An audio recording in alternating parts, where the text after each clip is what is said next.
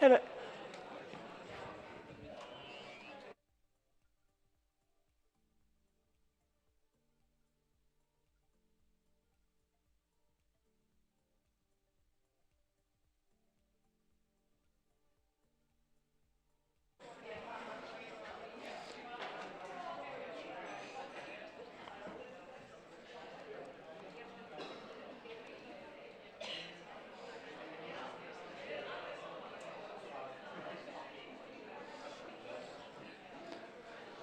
Góðan dag, kæru gestir.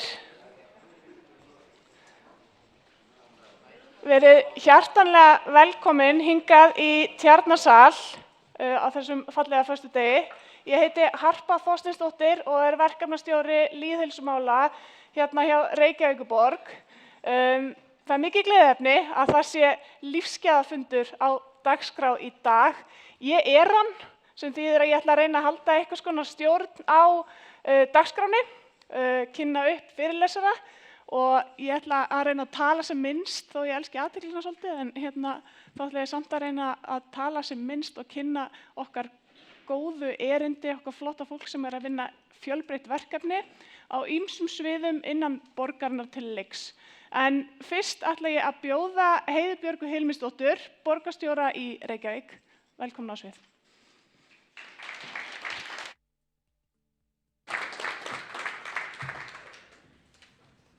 Takk fyrir það, Harpa, og gaman að sjá okkur öll hér og ég vona að séu líka ennþá fleiri að horfa í streymi af því að þetta er nú eitthvað sem er fólki oft hugleikið í janúar. Það eru svona lífsgæðin og heilsan og hvernig áramótaheitin hafa gengið. Það er nú ekki kannski langt liðið á mánuðin en mín eru aðeins farin að riðlast. Ég veit ekki með ykkur, ég vona ykkur hafa gengið betur. Þetta er svona klassískt þegar fólk byrjar nýtt ár. Og þess vegna ákváðum við líka að setja þennan fund hér, þannig að við ætlum líka að sýna ykkur hvað eru ótrúlega mörg tækifæri í Reykjavík til þess að bæta heilsuna og eiga betra líf. Og það eru svo ótrúlega ólík atriði og svo margt sem að kom til greina að hafa á þessum fundi, að það var næstum því erfitt að ná þessu niður í þetta. Þetta er endilega ekkert síðasti fundurinn og við erum að gera ótrúlega margt ennþá.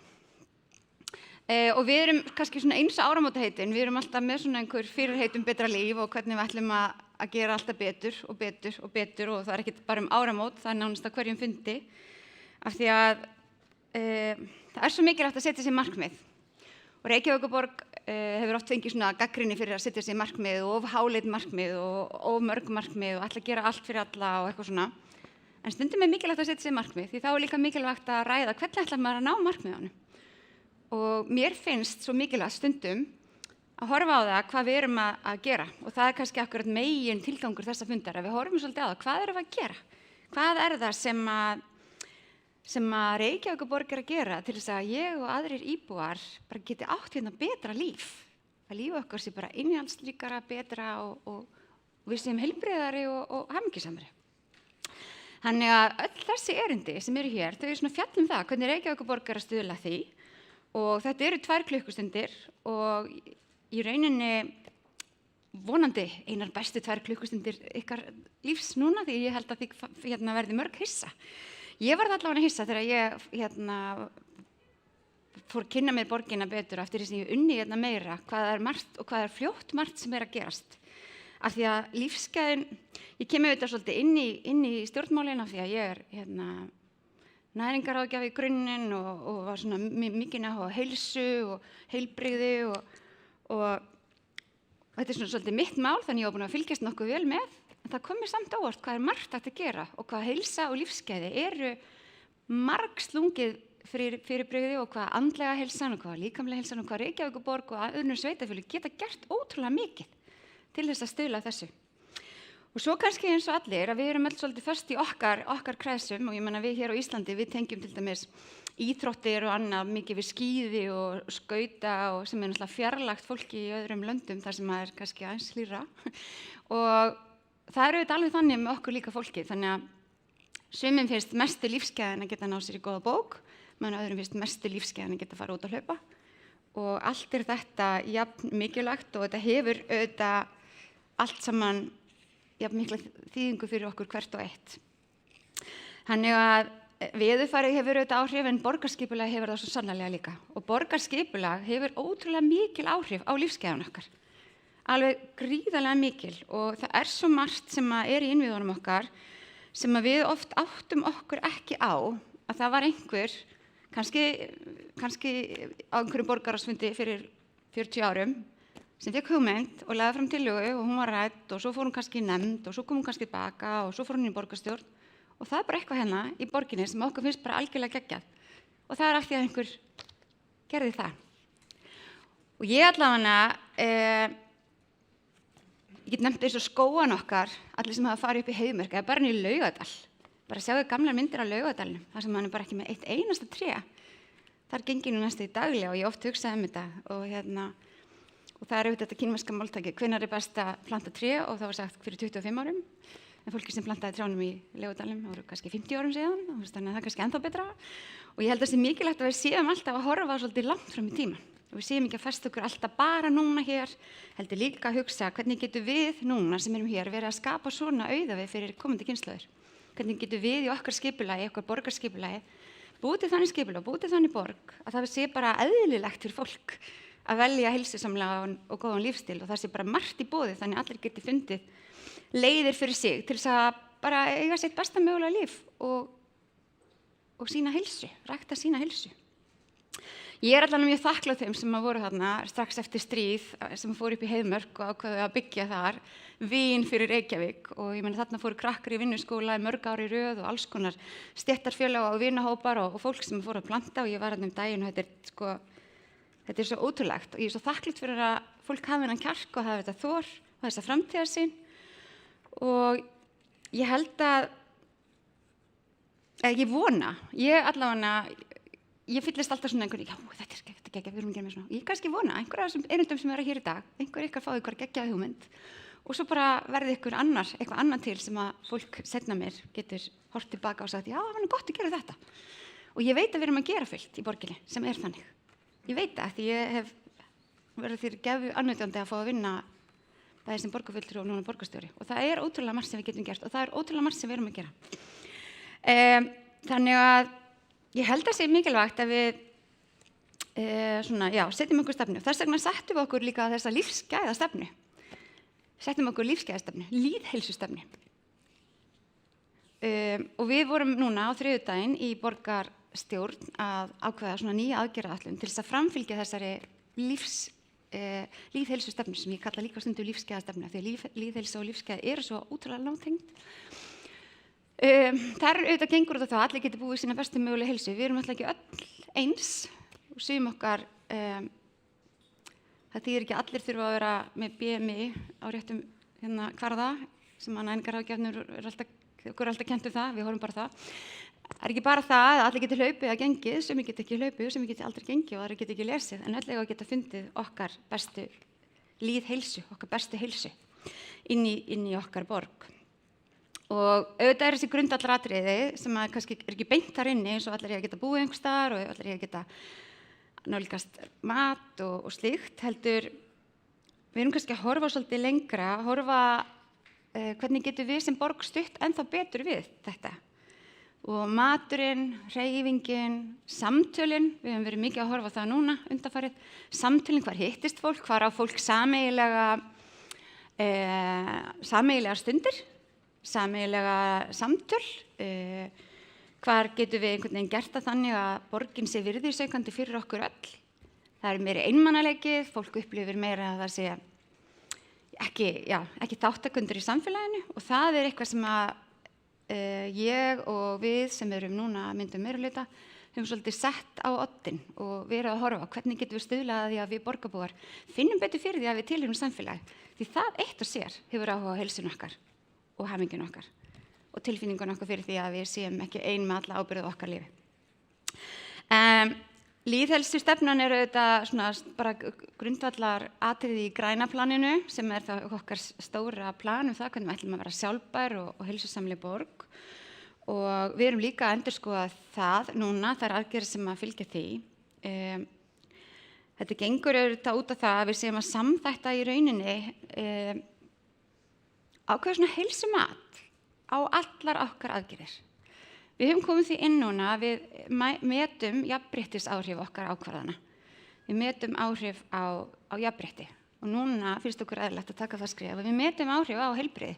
Hvaða áhrif erum við að hafa það, hvernig mismunandi hópar eða hvernig heilbrigði borgarbúa gæti, hvaða áhrif okkar ákvarðanir gæti haft á það.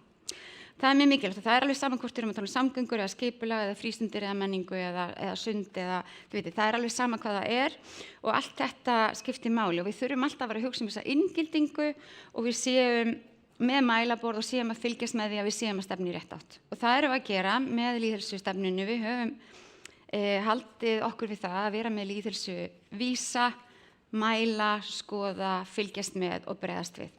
Og það auðvitað bara svona svipað eins og við gerðum hérna 1998 og þá var ég klárlega ekki hér sjálf, þá voru aðrar góðar konur hér, Ingibjörg Sólrún og fleira gott fólk sem að var að bregðast við unglingamenningu þess tíma. Það byrjaði að mæla, þær byrjaði að skoða og þær byrjaði að vinna og þar náði árangri og ég veit núna þó okkar lýðheilsustefna sé ekki svona löng og borgin hafa sjálfsögðu alltaf unnið að því að bæta lýðheilsu og bæta og efla heilbrigði að þá munum við ná meiri árangur með því að skoða þetta svona. Ég bara hef trú á þeim aðferðum.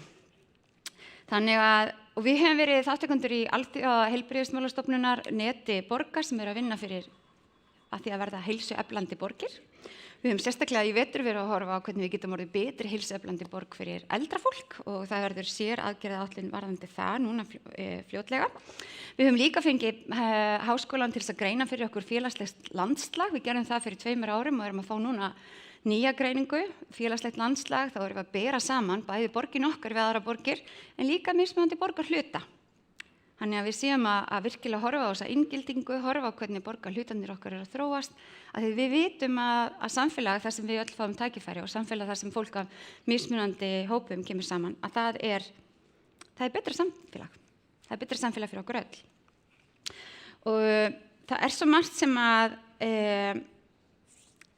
getur bætt lífið okkar, það svo margt sem að getur auka lífið okkar og í rauninni öll tækifærin sem við öll fáum í borgin okkar líka til þess að bæta líf einhverja annara eða auka líf annara. Og það að bara þetta sem hérna kallað bara svona tilvílunarkennt góðmennska, random act of kindness, lærir maður á ensku.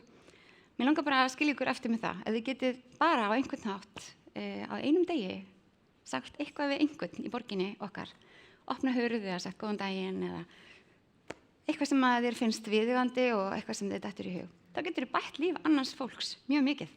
Þetta vísindalega sannað líka og þetta skiptir máli.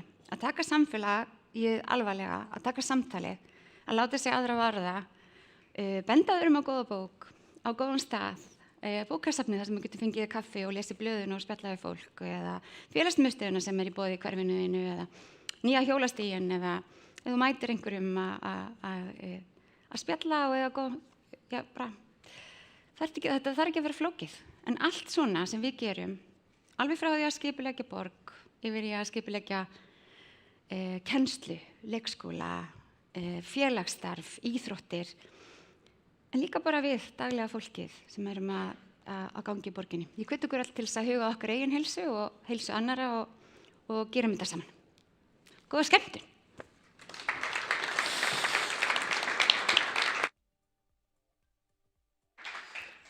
Kærar þakkir Heiða. Næst á svið langar mig að bjóða Atla Stein sem skrifstofustjóri útilífsborgarinnar að segja okkur örlítið frá því. Gjörðu svo vel.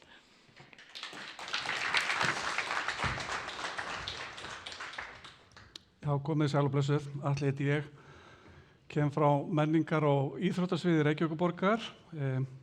Tala fyrir hönd útilífsborgarinnar en sviðið, við skiptum sviðinu niður í svona eins konar 3 fagdeildir og það útilífsborgin og síðan tölum við menningarborgina sem söfnin og allur sápakki og síðan það íþróttaborgin og íþróttaborgin heldur þetta sundlaugarnar okkar sem náttúrulega heilmikið útilíf líka en líka öll samskipt við íþróttafélög í borginni. En gaman að vera með ykkur hérna á þessum fallega föstudagsmorgni og ég ætla að ræða útilíf í borginni allan ársins hring og ég ætla nú ekkert að staldra lengi við þessa glæru. Þetta eiginlega svona, segir sig sjálft. Það er það að heilsa okkar einfaldlega betri ef við gefum okkur tíma til þess að vera utandyra og það eru bara rannsóknir sem styðja það. Þannig að markmið útilífsborgarinnar einfaldlega það að ýta og hvetja borgarbúa til þess að vera úti og hreyfa sig og njóta. Þannig að þá erum við búin að fara yfir þá glæru og við erum öll með þetta á hreinu en það er kannski svona frekar hvernig förum við að því. Og það er svo sem kannski ekki flókið heldur en það lítur út af það að við séum að byggja upp aðstöðu og skapa aðstæður sem mæta ólíkum áhugasviðum og gera útivist aðgengilega fyrir alla. Og síðan er það náttúrulega að styðja við bara íþróttafélög sem eru með einhvers konar útivist í sínu starfi og það er bara fjölmörg félög sem eru þar. Og síðan að kannski byrja á hvatningu alveg frá unga aldri að vera úti. Og ég kem kannski aðeins betur inn á það á eftir en þetta er svona helstu áherslu sem skipta máli þegar við erum að vinna með þennan málaflokk. Og þegar maður svona kannski lítur á svona hvað útilíf í borginni þá þetta bara ansi margt. Og þetta ansi mörg svona áhugasvið sem fólk hefur og þetta alls ekki tæmandi listi. En þetta mjög margt og það bara mjög svona áhugavert þegar maður var að búa til raun og veru þessa uppstillingu að þegar maður fór að rifja upp og skoða hlutina þá bara mjög margir þættir sem spila þarna inni og eru hérna áhugaverðir en eins og ég sagði áðan þá bara skiptir það máli að við séum að raun og veru að skapa þessar aðstæður til þess að fólk geti eiginlega sinnt sínu áhugamáli sem tengist útveru. Og ég ætla að taka fyrir nokkur svona verkefni sem Útilífsborgin hefur verið að vinna að og fer nú svona tiltölulega hratt yfir sögu ég geti verið hérna í allan dag að ræða Útilífsborgina en mér langar að byrja hérna þessu verkefni sem þróunarverkefni sem staðsett í Breiðholtinu og byrjum með Breiðholtinu efst í Selahverfinu. Þetta yfirlitsmynd yfir gömlu Breiðholtsbrekkuna eins og hún leit út þá og þarna hafa margir stigið sem fyrstu skref á skíðum byrjandi að brekka en það var svona komin tíma á hann að poppa þetta aðeins upp og við erum núna með verkefni, þróunarverkefni sem kallast Vetrargarðurinn og núna erum við sem sagt búin að tekna brekkuna alveg upp á nýju og erum búin að gjörbreyta henni og við erum í raun og búin að ljúka fyrsta áfanga sem landmótunin en þarna erum við búin að bæði hækka brekkuna, breikkana og við vorum svo heppin að fá nánast allt efni í þessa landmótun vegna framkvæmda sem var hérna við Arnarnesveginn. En við erum búin að breyta brekkunni þannig að hún hentar vel fyrir byrjendur en hún hentar líka fyrir skíðadeildirnar hérna á höfuðborgarsvæðinu til að æfa skíði vegna þess að stundum það þannig að aðstæður ekki þannig að fólk geti farið upp í fjöll til þess að stunda sína íþrótt en við getum gert það líka hérna á höfuðborgarsvæðinu. Þannig að hér erum við búin að breyta brekkunni og hérna það sem F þar erum við með sérstaklega sleðbrekku og þetta semst í vinnslu núna og við erum að fara á stað með annan áfanga á þessu ári sem lítur að áframhaldandi landmótun. Við erum búin að sá í brekkurnar, við erum búin að vera gróðursetja þarna allt í kring, við viljum búa til mikið skjól og síðan erum við að hugsa það að þetta verði starfsemi allan ársins hring. Þetta svona mynd sem við létum gera sem eiginlega svona sýnir útsýnið því þetta alveg einstakur útsýnið staður hérna á höfuðborgarsvæðinu, alveg frábært að vera þarna kvöldi og horfa yfir borginu og hvað þá ef maður á skíðum. En við erum líka að hugsa út í það að við getum, af því að þetta bara til út í heimi, við erum ekki að búa til nýja hluti, að við getum í raun og veru skíða allt árið og þá værum við með svo kallaða þurrskíðun. Þannig að við bjuggum til svona sýnimynda af þessu. Við reyndar breyttum ekki búningum fólksins, það ennþá í vetrarbúningunum. En allavega, það hægt að vera á skíðum allt árið, en við erum líka að hugsa út í það að á sumrin þá værum við með þetta sem hjólagarð. Þá færum við okkur niður í Elliðaárdal og Elliðaárdalurinn er náttúrulega algjör útivistarperla, en það eru gríðarleg tækifæri þar. Og hér tökum við sem sagt dæmi Ártúnsbrekkuna. Hún hefur náttúrulega verið, það hefur verið lyfta verið þar, skíðalyfta verið þar ansi lengi, og það er líka þar sem ansi margir hafa byrjað sín fyrstu skref á skíðum, en við erum farin á stað með tilraunaverkefni núna með snjóframleiðslu sem er svona undanfari þess að við getum verið með snjóframleiðslu líka í vetrargarðinum. Og hvað gerðist í vetur? Það er alveg magnað að við erum í janúar þar sem mér skilst að hefur ekki verið eins lítil úrkoma í einhver 70 eða 90 ár, ég man ekki hvort það var. Og við förum á stað með snjóframleiðslu og ef þið keyrið þarna framhjá núna þá sjáum við bara svona hvítarönd og allt er bara, sko, það er ekki snjókott þarna í kring. Og eftir við opnum, sem var hérna fyrir 2 vikum síðan, að þá er bara gríðarlegu fjöldi af fólki sem er búin að mæta þarna að fara á skíði. Og það er alveg frábært að sjá og við fáum svakalega mikla athygli á þetta vegna þess að áhuginn er bara svo mikill. Og þetta er einmitt það sem ég var kannski að segja áðan með markmiðið, það er að skapa aðstæður. Þarna náðum við að skapa aðstæður til þess að fólk geti verið úti með snjóframleiðslu. Þannig þetta er svolítið nýtt fyrir okkur, en þetta er ekkert nýtt út í hinum stóra heimi. Þannig þetta var dæmi snjóframleiðsluna og hér eru nokkra myndir hvernig þetta er búin að vera núna þessar síðustu 2 vikur. Og það verður svolítið áhugavert að sjá hvernig þessi þróun verður og hvernig þetta gengur hjá okkur, af því við erum að byrja með þetta. Og þetta er hann Níls okkar hetja við snjóframleiðslu byssuna. Við erum með eina byssu þarna upp frá og það hefur dugað svona hingað til. Síðan færum við okkur niður í Laugardalinn. Við erum með Paradís í Laugardalnum og það er fjölskylduhúsdýragarðurinn. Og þá hverju ári þá koma svona 170 til 200.000 manns í fjölskylduhúsdýragarðinn. Og það er hægt að fara þarna allan ársins og það er algjör paradís að fara þarna í góðri vetrastillu inn í garð og núna vorum við til dæmis með jólagarðinn og þetta er mynd þarna úr jólagarðinum þar sem var frosin tjörnin og þetta var bara alveg yndislegt og er yndislegt. Þarna eru gríðarleg tækifæri og við erum að vinna núna að stefnumótun og greiningum það hvernig við getum unnið enn frekar og gert þennan garð ennþá skemmtilegri af því að það eru þvílík tækifæri sem liggja þar og við erum líka að taka á móti fjölda krakka í gegnum skóla og frístundastarf og það er alveg ánægjulegt að geta þróa það enn frekar og við erum meðal annars að vinna því að núna bæta þá aðstöðu til þess að geta tekið á móti skólahópum og hérna eru svona nokkra myndir sem sýna og lýsa stemmingunni í garðinum.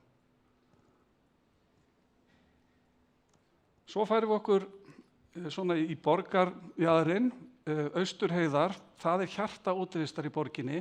Má ég alveg segja, Austurheiðar, við erum með Austurheiðar, við erum með Heiðmörkina, við erum með Úlfarsfell. Þetta er allt þarna á þessum jaðri. Og allt hefur sína sérstöðu, en Austurheiðar það er sannarlega mikil tækifæri þar til þess að þróa útivist enn frekar heldur en við erum að gera í dag.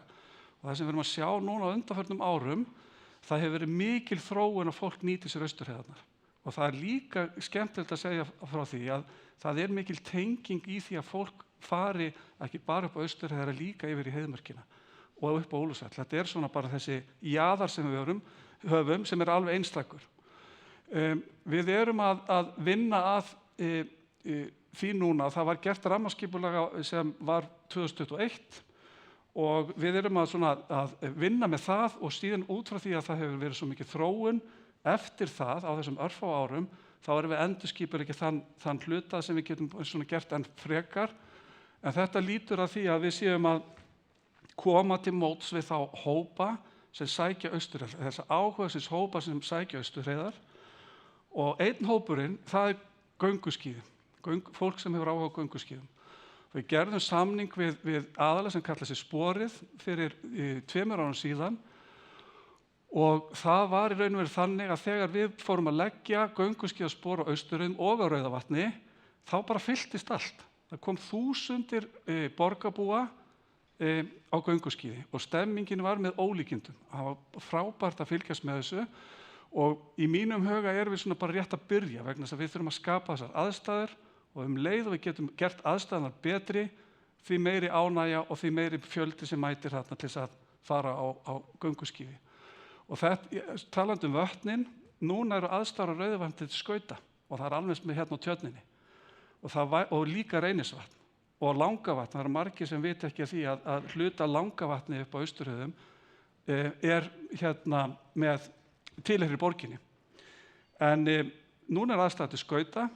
Það er vonað því, ég bara gerir ráð fyrir því að snjórinn síðan komi og þá getum við farið að leggja gönguskíðaspor. Og hann hefur sagt mér, hann Magnús sem hjá sporinu, að þegar hann hefur lagt gönguskíðaspor á Rauðavatni, sem alveg slétt, þá kemur fólk sem að byrja á gönguskíðum, en líka fólk sem treystir sér ekki lengur að fara í til dæmis fjöllin af einhverjum ástæðum, en getur farið Rauðavatnið og hérna notið þess að vera á sléttu. Svo erum við komin hérna niður í Nauthólsvík og Nauthólsvík, þetta er eitt vinsælasta útivistarsvæði landsins og við erum þarna með baðströnd fyrir almenning, við erum með hérna, Ylströndin sem er svona þjónustuhús þar sem fólk getur skipt föt, þar er setlaug, veitingasala og salerni og það sem er breyst á undanförnum árum þarna, það er það að Ylströndin er bara orðið nýtt miklu meira allt árið umkring og það er vegna sjósundsins. Og það mæta þarna gestir sem borga sig inn á Ylströndina, þetta er svona 70–80.000 gestir sem koma þarna hverju einasta ári. Ég sé fram á fjölgun, en það sem við þurfum að huga hér er það að við þurfum að hugsa að það hefur Ylströndin 25 ára núna var á síðasta ári. Við höfum tækifæri til að gera þennan vinsæla stað og nýtt okkur bara þau tækifæri sem eru þarna til að gera þetta bara enn betra. Og þar má huga bara að því hvernig við komum til betur við gesti sem stundar sjósundið, en einnig bara almenning sem er að mæta þarna og njóta útiverunar. Að lokum þá langar mig að ræða það að við rekum það sem við köllum miðstöð útvistar útináms. Og þá kem ég að þessu það sem er svona eitt af markmiðum okkar, hvernig við vinnum með börn og ungmenni. Og þannig erum við markvisst að vinna með börn og ungmenni gegnum skóla og frístundastarf. Og við erum að kynna alls konar leiðir fyrir kennurum og leiðbeinendum, hvernig þau geta unnið með útivist og tengt raunveru námsefni við útivist og að vera úti. Og þetta eru myndir sem eru staðsettar að við erum með höfuðstöðvar upp í Gufunesi, við Gufunesbæinn, og þarna kemur gríðarlegur fjöldi af krökkum í gegnum leikskóla, grunnskóla og frístundastarf. Svo að lokum, þá vil ég bara segja þetta, við erum með borg á heimsklassa sem lítur að útivist. Og ég held að stundum gerum okkur grein fyrir því, við erum kannski mögulega og nálægt því hvernig hlutinir eru hérna hjá okkur, en við erum með algjörlega borg á heimsklassa og við þurfum að huga því að við höfum þetta allt. Það er ekkert allar borgir sem geta státað sig því að við erum með fjöll, heiðar, ár, vötn á jaðri borgarmarkanna. Við erum með strandlengi með sína sérstöðu og við erum með mjög fjölbreytt og skemmtileg útivistarsvæði og þemagarða innan borgarinnar. Við höfum þetta allt. Við erum búin að gera heilmarga hluti, en við höfum líka gríðarlegt tækifæri til þess að þróa þetta áfram. Og þá segi ég hérna, það er bara mikil tækifæri til að gera borgina enn skemmtilegri, spennandi og aðlaðandi, fyrir alla sem vilja njóta útiveru og hreyfingar, hvort sem það er gönguferð, hlaup, hjólreiðasund, sjósund, skíði, hestamennska, frisbeegolf eða bara einfaldlega afslöppun út í náttúrunni. Og þetta er bara svona stutt upptalning af þessum lista sem ég sýndi ykkur áðan sem lítur á öllum þessum áhugasviðum sem við höfum sem tengist útiveru og útivist. Þannig að í lokin, þá er það bara það, öll út að leika, allan á sér hring fyrir raunveru alla. Takk fyrir mig.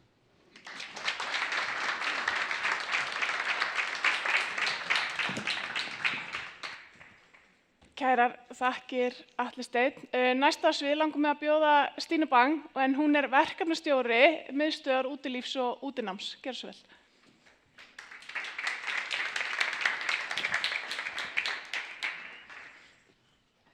Góðan daginn, komið sæl. Ég heiti Stína Bang, ég er verkefnastjóri hjá miðstöð útivistar og útináms sem er hluti af útilífsborginni og menningar- og íþróttasviði. Mér langar svo að fjalla og ég er mjög þakklátt fyrir að fá tækifæri til þess að kynna 2 tilraunaverkefni sem að heita hjóla og skíðað á skólatíma með eiginlega fyrirskriftinni eða undirskriftinni jöfn tækifæri fyrir öll af því það algjörlega rauði þráðurinn í þessum verkefnum báðum. Leiðarljósið okkar að þessu, að þetta heitir hjólað og skíðað á skólatíma, að skólinn sé okkar besti vettvangur og hentugastur til þess að gefa börnum og öllum börnum sömu tækifæri til náms og ganga úr skuggum að þau séu ekki að missa af einhverjum mikilvægum tækifærum sem að annars væru kannski á herðum foreldra og forráðamanna til þess að innleiða og í þessu tilfelli að fara að skíða og fara að hjóla þá það algjörlega þannig að það fer eftir hversu virkir foreldrar og forráðamenn eru hvort að börnin sé raun og veru að læra að skíða eða læra að hjóla og mér langar í þessu í samhengi við þetta langar mig að benda líka á að við verðum að fara að horfa aðeins meira á breytta samfélag okkar. Það ekki bara breytt í ljósi þess að börnin okkar eru meira og meira í skjánum og kannski minna úti og innleiðinguna á rafmagnshlaupahjólunum sem komið hérna okkur ekki til mikillar skemmtunar. En svo erum við líka með hátt í 20% af börnum erlendum uppruna sem að flest öll eru ekki með þessa kunnáttu áður þau koma og oft efnalítil og ekki með sömu tækifæri til þess að geta keypt þann búnað sem að til þarf. Þannig að með þessa blöndu erum við komin með aðstæður þar sem að við verðum, ef við ætlum einhvern veginn að halda áfram með lífsgæðin okkar og lýðhelsun okkar og hvað þá meira umhverfismálin, þá verðum við að fara að spýta í lófana og fylgja þessu verulega eftir. Og þessi tvö verkefni eru þannig, þetta ennþá tilraunaverkefni sem eru þó búin að vera í gangi í allnokkuð mörg ár, en við vonum svo sannarlega að borgin og borgarbúar sjáu ljósið og virkilega hjálpa okkur að setja þetta verkefni af stað þannig að við náum að gera þetta fyrir öll börn. Þannig við byrjum að skíða skólatíma. Því miður, ég var að berjast við persónuvernd af því að mér finnst myndir skipta svo ótrúlega miklu máli og ég sagði hérna við Hörpu, já, herðu, ég það búin að afmá gleðina í augum barnanna sem eru á myndinni. En þessi mynd bara svona einstaklega miklu uppahaldi og ef þið fengið að sjá hana hérna óafmáða eða andlitin að þá ég veit að þið eruð bara ástfangin af þessu konsepti og þetta það sem við fáum að upplifa, þannig við erum líka ótrúlega heppin að fá að vera með í þessu. En við eigum sem sagt, við bjóðum nemendum í öðrum bekk og auðvitað eftir aðstæðum. Það háð starfsmannagetu eða mannauði hjá okkur sem afar takmarkaður reyndar þó við fáum líka nokkra aðstoð og svo hefur það farið eftir snjó. Þannig að þessi snjóbyssa afar kærkomin og við erum einmitt að fara að hefja leika núna í næstu viku.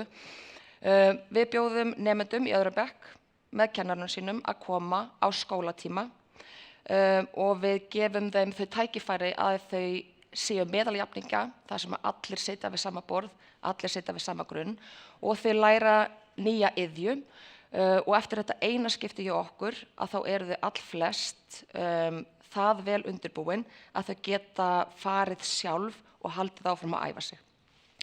Þannig að við eigum sem sagt búnað fyrir heilan bekk, tökum mest 24 nemendur og þetta alltaf bara annar bekkur. Og við erum með 90 mínútur sem bara fáralega stuttur tími en það gjörsamlega magnað hvað við náum að gera á þessum 90 mínútum. Kennarinn mætir með hópinn, við óskum oft eftir það sé fleira starfsfólk og það það mikill áhugi sem sýndur með þessu verkefni að við erum mjög oft með eldri nemendur sem koma með eða foreldrar sem koma aðstoða.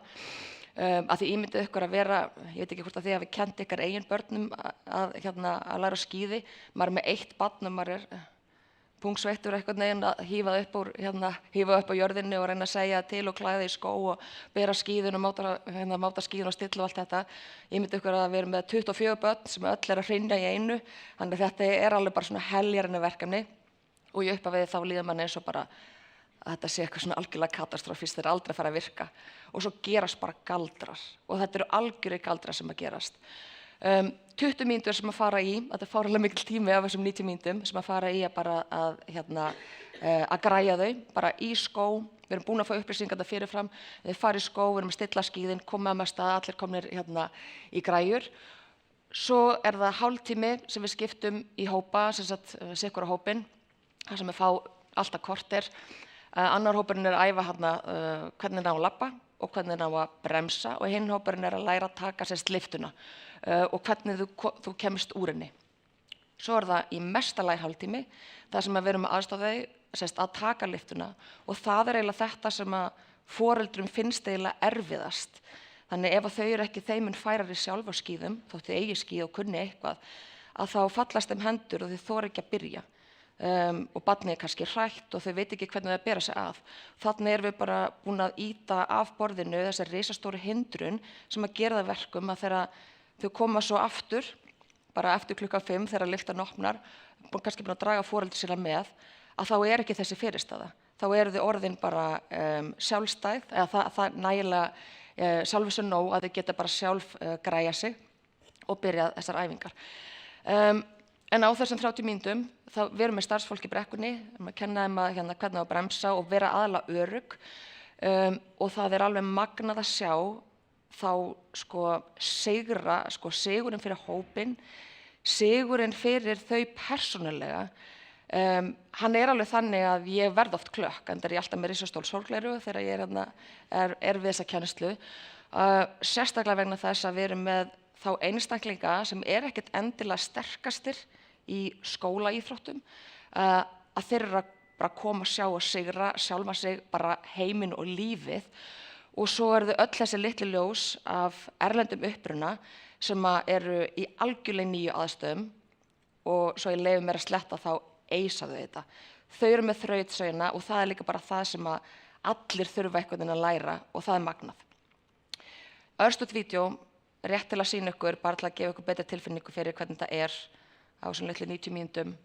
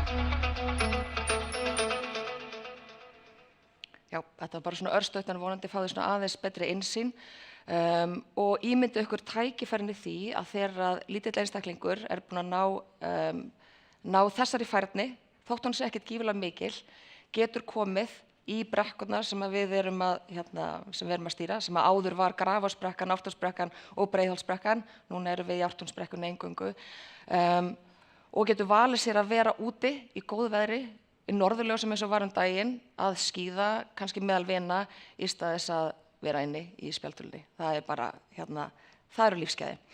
Hitt verkefnið, og ég skal vera snögg, aftur ég þurfti að taka gleðiglampann og augu þessara frábæra litla ljósa. Þetta skíðaverkefni er búið að vera í gangi, ætli ekki 7 ár, en það tilraunaverkefni. En við sáum hvað það var að virka ótrúlega vel og vorum að fá svo mikið lof fyrir það líka. Þannig að við fórum að stað með annað verkefni sem heitir hjóla á skólatíma. Og þá vorum við að hugsa hjólin, þetta var mjög mikið tilkomið að því við sáum bara rafmagnslaupahjólin fyrir nokkrum árum, bara eitthvað svona herja á okkur, færri einstaklingar á hjóli, þannig þau standa bara eitthvað og þurfi ekki að gera neitt, sem okkur fannst mjög leiðilegt.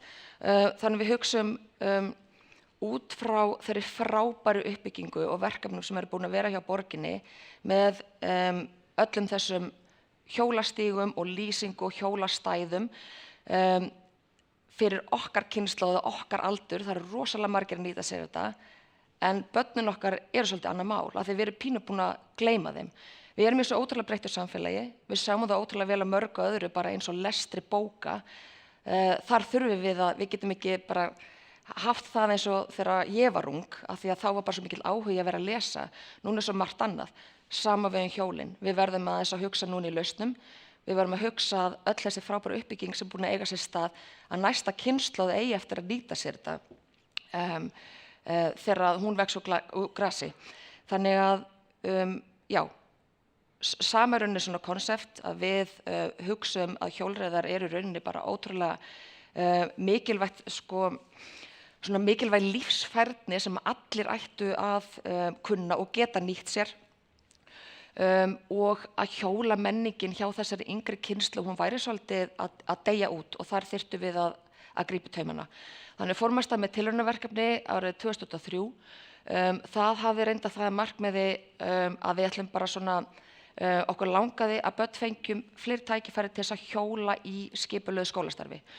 Og við hugsaðum, ok, það erfitt að fara, það kunni ekki allir að fara út með hóp, þannig við skulum aðstoða kennarann í því að þjálfa hópinn svo hann gæti tekið bekkinn sinn, þú veist, aðeins út í hreyfingu eða til þess að nema úti og kæmist aðeins lengra frá skólalóðinni án þess að taka strætó. Það var svona upphafið.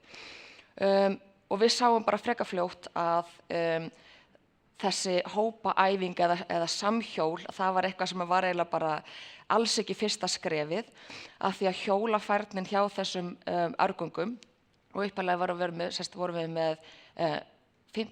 og 7. og 7. bekk. Ef ég mætti bera þetta saman við færni í lestri, þá hefðu þau flest verið í öðrum bekk.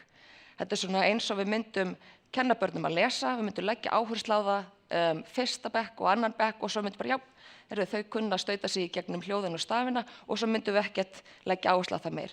Þannig eru þau núna í hjólunum og auðvitað, þetta fer eftir hverfum, þetta fer eftir skólum, hversu mikil áherslu verið lögð á hjólamenninguna, en á sumum stöðum er það bara þannig að það eiga kannski 2 í heilum bekk hjól í réttri stærð. Og ég held að það segir allt sem segja þarf. Já, þannig við niðurstöðum okkur við þarna, við þurfum að það þarf virkilega að gera eitthvað. Við tókum líka eftir að ástand hjóla og bara öryggið, þú veist, bremsur og dekk og allt það var bara verulega ábótavant. Svo já, svo ég bendi líka aftur á bara nýju menningarheimar sem við verðum bara að skoða sérstaklega. Þannig að fyrsta tilraunaverkefnið, svo keyrðum við af stað, fengum styrk til að halda áfram þessu verkefni og við erum ennþá núna í þessum fasa og núna erum við bara að hugsa mjög markvisst, bara markmið okkar, það að öll börn fái jöfn tækifæri og jöfn tækifæri til hjólreiða. Af því það líka þannig að í sumum bekkjum sem við tökum við, að þá eru kannski 30 manna bekk að 34 svona stærri bekkir, þá eru kannski alltaf 5 nemendur sem ekki bara ekki hjólafærir, heldur kunna ekki hjóla og eigi hjól. Þannig við erum byrjunarreit, þetta er alveg þannig. Að við vitum alveg líka að hjóla er ekki bara að hjóla og komast á milli A og B, það skiptir alveg máli hversu fær við erum svo okkur líði vel á hjólinu, svo við séum örugg. Þú þarft alltaf að fara af hjólinu, þú kemur að kanti eða ef þú þarft alltaf einhvern hálfpartinn að stoppa áður og tekur einhverja beygju, að það langar, eða þú erfiðar svo mikið að fara upp brekku og þú kannt ekki nota gírana, þá langar þið ekki að velja þetta sem einhvern kost til þess að fara út að leika eða til þess að fara á milli staða, það algjörlega. Þannig að núna þá erum við búin að vera með markvissar æfingar, við erum að búa til þess að bara í rauninni vettvang fyrir kennslu í hjólafærni í grunnskólum og í frístund og við erum aðstoða kennarana og við höfum markvisst verið að bæði setja upp, æfa hjólafærni og búa til námsefni, þróa í rauninni bara kennsluform og námsefni út frá íslenskum aðstæðum. Við vorum það heppin að fara til Frakklands, þannig ekki fara djúpt út í það, en þeir eru komin ótrúlega langt í nákvæmlega þessu, þar sem að ríkið, sveitarfélög, borgarhlutar og alls konar stofnanir eru búin að í rauninni bara koma sér saman. Það eru ég held að það sé 350 milljónir evra sem hafa verið sett í þetta verkefni og það var í grunninn algjört lýðheilsumál. Það var bara vanhreyfing barna, það var offita barna og svo við talum ekki bara loftslagsmálin. En Frakkarnir allavega eru búin að sjá þetta og það bara þetta gengur ekki lengur, við verðum að gera eitthvað. Og þau eru bara algjörlega búin að spýta í lófana, þannig að núna eru öll börn allstaðar að fá 10 tíma kennslu í hjólafærni og í hjólaöryggi, bara svo að samfélagið sé hjólandi. Og þetta getum við gert. Þannig að við erum núna smám saman í gegnum þetta að reyna að innleiða þetta og við sjáum fyrir okkur að það sé algjörlega gerlegt að innleita inn í bara, það veri hluti af skólaíþróttum. Þá ertu kannski með 2-3 skipti að haustu, 2-3 skipti að vori. Aðstöðin kemur frá okkur og námsefnið og leiðbeiningarnir munu koma frá okkur líka og það er allt í þróun og það sem að þegar er tilbúið og við erum búin að reyna hópum að það er að ganga ótrúlega vel og sama hvort að börnin eru með mikla reynslu eða ekki eða hversu líkamlega færðu eru þá held ég geti sagt nánast án og undantekninga að það finnst öllum ótrúlega gaman. Framtíðarsýnin okkar, hún er þá þessi að við séum bara að endurvekja hjólamenningu barna og bara festana í sessi sem er hluti af skólaríþróttum. En til þess þá þurfum við klárlega aðstoð fleiri heldur bara okkar 4 sem er að vinna þessu. Takk hérlega fyrir.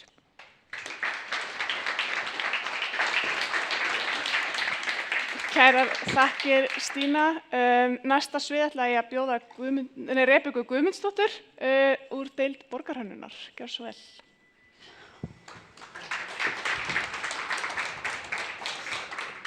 Góðan dag.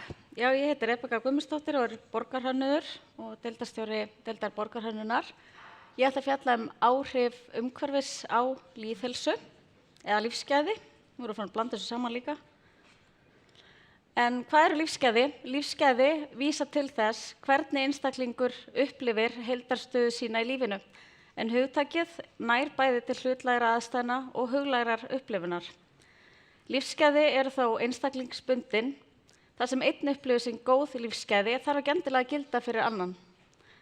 Ég fjalla þá þætti sem geta haft jákvæð áhrif á okkur, þætti sem geta aukið lífsgæði okkar út frá umhverfislegum þáttum borgarinnar okkar. Umhverfislegu þættirnir. Umhverfið getur haft veruleg og margþætt áhrif á lífsgæði, bæði beint og óbeint. Umhverfislegu þættirna er hægt að greina á milli náttúrulegs, byggðs og félagslegs umhverfis, en allir þessi þættir fléttast saman í daglegri upplifun okkar og athöfnum. Góðir umhverfislegu þættir geta eflt félagslega, umhverfislega og efnahagslega sjálfbærni. Náttúran og gróður hennar geta haft djúpstæð áhrif á bæði líkamlega og andlega líðan okkar. Gott aðgengi að náttúru, grænum svæðum og öðrum almenningsrýmum geta minnkað streitu, bætt andlega heilsu og aukið lífsánægju okkar, auk þess sem þessi rými geta aukið virkni okkar og hreyfingu sem skilar sér í bættri lýðheilsu. Góð loftgæði geta einnig stutt við betri heilsu og orku. Í gróðursælu umhverfi njótum við árstíðabreytinga og fegurðar náttúrunnar sem getur haft jákvæð áhrif á andlega líðan okkar og því stutt við aukin lífsgæði okkar. Skipulag manngerðsumhverfis mótar daglegt líf okkar, fjölbreytt byggð mótar áhugaverðan takt og karakter borgarinnar og skapar forsendur fyrir fjölbreyttri búsetu, athöfnum og upplifun. Að eiga heimili eða hafa aðgang að öruggu og heilsusamlegu húsnæði eykur lífsgæði okkar. Góðar og fjölbreyttar samgöngur draga úr tíma og streituálagi og auka aðgengi að öllum okkar þáttum daglegs lífs, eins og að nýta þjónustu og fara til og frá vinnu eða skóla.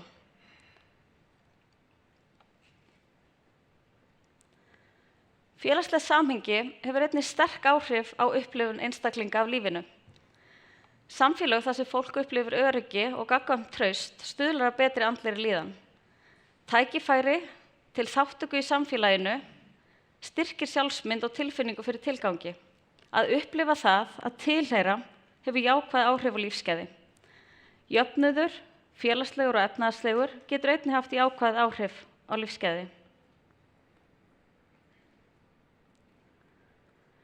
Umhverfið okkar myndar ramman sem við lifum innan. Heilnæmt, áhugavert og öruggt umhverfi eykur líkurnar á því að við búum við góða heilsu, góða félagslega virkni og erum almennt ánægðari með lífið. Hlutverk okkar á umhverfis- og skipulagssviði borgarinnar alla daga að bæta umhverfislega þætti borgarinnar og auka lífsgæði fyrir okkur öll, bæði borgarbúa og þá sem heimsækja borgin okkar. Borgarhönnun vinnur að samhljóm milli hönnunar og lífsgæða í borginni til að meðal annars efla sérkenni borgarinnar. Með betri borgarrýmum þá stuðlum við að meiri samskiptum og betra lífi í umhverfinu. Í nýlegri samþykktri borgarhönnunarstefnu Reykjavíkur setjum við fram mjög mikilvæga og heildstæða sýn á þróun borgarinnar til framtíðar, þar sem samfélag, sérstaða, skipulag, skilvirkni, staðagæði og hönnun mynda leiðarljós. Stefnan setur þarfir fólks í fyrsta sæti og kallar eftir því að við mótum borg þar sem öll geta fundið sér stað, óháð aldri, uppruna, stöðu eða aðstæðum. Markmið með þessari stefnu að skapa mannvæna og sjálfbæra borg sem styrkir samfélag, endurspeglar menningararf og býður upp á fjölbreytt tækifæri fyrir alla íbúa og þar af leiðandi setjum við markið á að auka lífsgæði í borginni fyrir okkur öll. Stefnan fjallar í megindráttum gæði borgarrýmis og byggðar og hvernig byggðin mótar okkar daglega líf og umhverfi. Við setjum kröfur á að auka gæði og fjölbreytni byggðarinnar og hvernig byggingar geti tengst borgarrýminu á betri hátt. Með bættum umhverfislegum þáttum byggðarinnar aukum við sjálfbærni hennar, styðjum betur við félagsleg samskipti, aukum jákvæða upplifun og bætum í leiðinni almenn lífsgæði. Mannleg hlutföll eru mikilvæg en þau vísa til þess að byggingar, götur og opin rými séu hönnuð með líkama og skynjun manneskjunnar sem viðmið. Skýr tenging bygginga við upplifun úr augnhæð gera umhverfið aðgengilegra og þægilegra, en góð hlutföll geta stutt við félagsleg samskipti, góða upplifun og bætta líðan. Það skilar sér í auknu lífsgæðum að upplifa okkur örugg í umhverfi með eitthvað áhugavert að sjá. Hér bara dæmi mynd sem í stefnunni. Í stefnunni fjöllum við einnig mikilvægi þess að lesa í landið áður en skipulagsvinna hefst. Staðarandi getur verið menningarleg, félagsleg, söguleg og umhverfisleg einkenni sem gera stað sérstakan og merkingabæran fyrir íbúa hans og gesti. Hann getur falið í sig arkitektúr, náttúrulegt umhverfi, hefðir, sögu, notkun eða tilfinningu sem einkenni staðinn.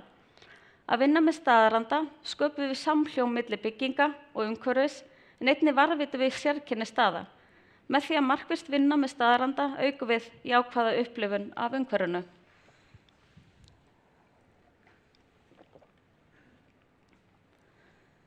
Við mótun borgarumhverfis einmitt lykilatriði að skoða hvernig byggðin birtist okkur úr augnhæð. Þar eru stærðarhlutföll byggðarinnar og hvernig byggingar mæta gangstéttum og öðrum almenningsrýmum frá götu og alla leið upp á þak mikilvægt til að tryggja fjölbreytta og aðlaðandi upplifun. Jákvæð upplifun á umhverfinu skilar okkur auknum lífsgæðum. Og það við hæfi að enda þessa kynningu á einu af okkar stærsta umbreytingaverkefni í borginni, en það Hlemmur eða Hlemmtorg, þar sem við erum að skapa rými fyrir fólk, við erum að skapa rými fyrir félagslega sjálfbærni. Á sama tíma erum við að skapa gott aðgengi að hágæða almenningssamgöngum eða borgarlínunni. En öll umbreyting borgarinnar, hvort sem það ný uppbygging, mótun nýrra hverfa, greiðara aðgengi að almenningssamgöngum, auknum rýmum fyrir félagslegar athafnir, í formi nýrra almenningsrýma, auknu rými fyrir virka ferðamáta eins og gangandi og hjólandi og almennt bættu umhverfi, skapar skilvirkari og öflugari borg, eykur upplifun vegfarenda og íbúa og bætir tengsl okkar og upplifun af að tilheyra samfélagi sem að lokum skilar okkur bættum lífsgæðum til framtíðar. Takk fyrir og hér QR-kóði ef þið viljið kynna ykkur borgarhönnunarstefnu Reykjavíkur. Takk.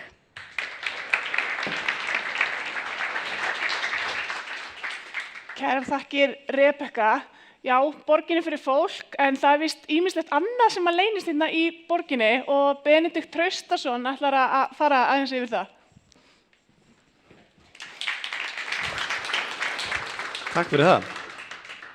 Ég heiti Benedikt, ég líffræðingur á umhverfis- og skipulagssviði og ég ætla að nota þetta tækifæri til þess að tala náttúruna í borginni, verðmætin í grænu svæðunum okkar og hvað við gerum til þess að vernda líffræðilega fjölbreytni í Reykjavík. Ég ætla líka aðeins að tala alþjóðlegt verkefni sem við erum hluti af sem heitir Náttúruborgarsamningur Berlínar, en fyrst ætla ég að taka upp þráðinn, það er eitthvað myndir. Allavega, ég bara held áfram að tala.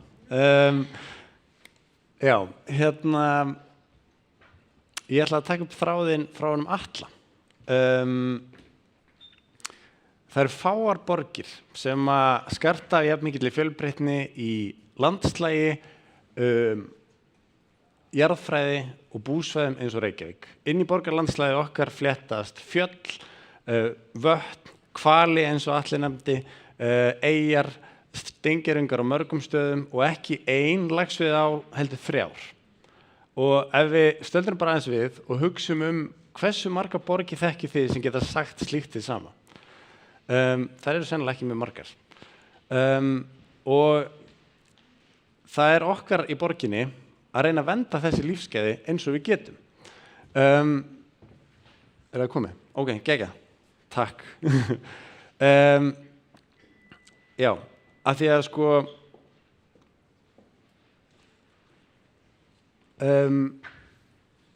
já, þetta sló mig örlítið út af læginn. Sem sagt, ég ætlaði þess vegna að fá að staldra við eina af mínum uppáhaldstilvitnunum sem í Vigdísi Finnbogadóttur, fyrrum forseta Íslands. Því hún sagði gott tilefni, rétt eins og andrúmsloftið sem við öndum að okkur, hættir okkur til að líta óspillta náttúru landsins og íslenska menningu sem sjálfsagðan hlut. En svo hvorugt. Þessi verðmæti geta glatast með andarleysi á örskömmum tíma. Ég get eiginlega lofa ykkur því að Vigdís var ekki að hugsa þéttbýli Reykjavíkur þegar hún lét þessi orð falla. En enga síður það eiga þessi orð alveg jafn vel við í þéttbýlinu eins og einhvers staðar annars staðar. Við erum rík af svæðum, lífverum og verðmætum, lífsgæðum sem við værum fátækari ef við hefðum ekki og ef við gætum okkur ekki, þá gætum við glatað þeim. Þess vegna er það svo ákaflega mikilvægt að það sé stefna okkar sem að störfum hjá borginni, sem skipuleggjum borginna, sem veitum leyfi fyrir framkvæmdum, sem framkvæmum sjálfu í borginni, sem hugsa okkar fallega græna borgarlandslæg, að það sé stefna okkar allra að við gerum það sem við getum til þess að vernda þessa fjölbreytni og þetta lífríki. Og það er einmitt það sem er gert í stefnu líffræðilega fjölbreytni og Reykjavíkurborg, hún má bara vera stolt af því að hún var fyrsta höfuðborg Norðurlandana til þess að setja sér stefnu líffræðilega fjölbreytni. Síðan hafa liðið 10 ár og á þeim tíma hefur ýmislegt áunnist, annað hefur ekki gengið jafn vel og við bara horfumst í augu það og hugsum hvert viljum við stefna næst. Og það, ef við byrjum að hugsa hvað við höfum gert, það hafi sennilega sjaldan verið jafn mörg svæði friðlýst á seinustu 10 árum eins og núna í Reykjavík. Akurey, Lundey, Blikastaðakró, það eru fleiri svæði á Döfinni. Við höfum sjaldan vaktað lífríki okkar jafnvel, við höfum endurheimt votlendi í Úlfarsárdal, við höfum styrkt græna innviði gegnum verkefni sem heitir Græna netið, við höfum innleitt ofanvarslausnir í miklu mæli, sérstaklega á viðkvæmum svæðum og við höfum farið í aðgerð gegn ágengum framandi tegundum sem sérstaklega skaða heilsu fólks. Og við viljum halda áfram og við viljum líka vera í fremstu röð eins og við höfum verið. Þess vegna undirritaði Reykjavíkurborg nýlega samkomulag sem heitir Náttúruborgarsamningur Berlínar. Og það er sem sagt samkomulag á milli borga sem vilja vera í fremstu röð þegar kemur að því að vernda líffræðilega fjölbreytni. Þetta eru fjölbreyttar borgir alls staðar að úr heiminum og ef ég var alveg hreinskilinn þá eiga það eiginlega ekkert sameiginlegt nema nákvæmlega þetta markmið. En fyrir okkur verandi lítil borg í landi þar sem er ein borg, 3 sinnum stærri heldur en næsta sveitarfélag á eftir, þá skiptir bara ákaflega miklu máli að við séum í samtali við aðra sem að glíma við svipaðar áskoranir og hafa sama metnað og við. Þannig gegnum þetta samkomulag þá fáum við sem sagt skilgreindar 28 aðgerðir Við þurfum að velja 15 sem við ætlum að innleiða fyrir árið 2030. Og þarna erum við þá komið með aðstoð við að búa til aðgerðaáætlun. Við erum í samtali við eitthvað sem að glíma við svipaða hluti og það sem kannski mikilvægast, það einhver sem fylgist með því hvort við gerum í alvörinu það sem við segjumst að gera. Sem við sjálfsögum ætlum að gera. Ég ætla að taka fram að það ekki búið að velja aðgerðirnar, en það verður sennilega birt drög aðgerðaáætlun núna í febrúar.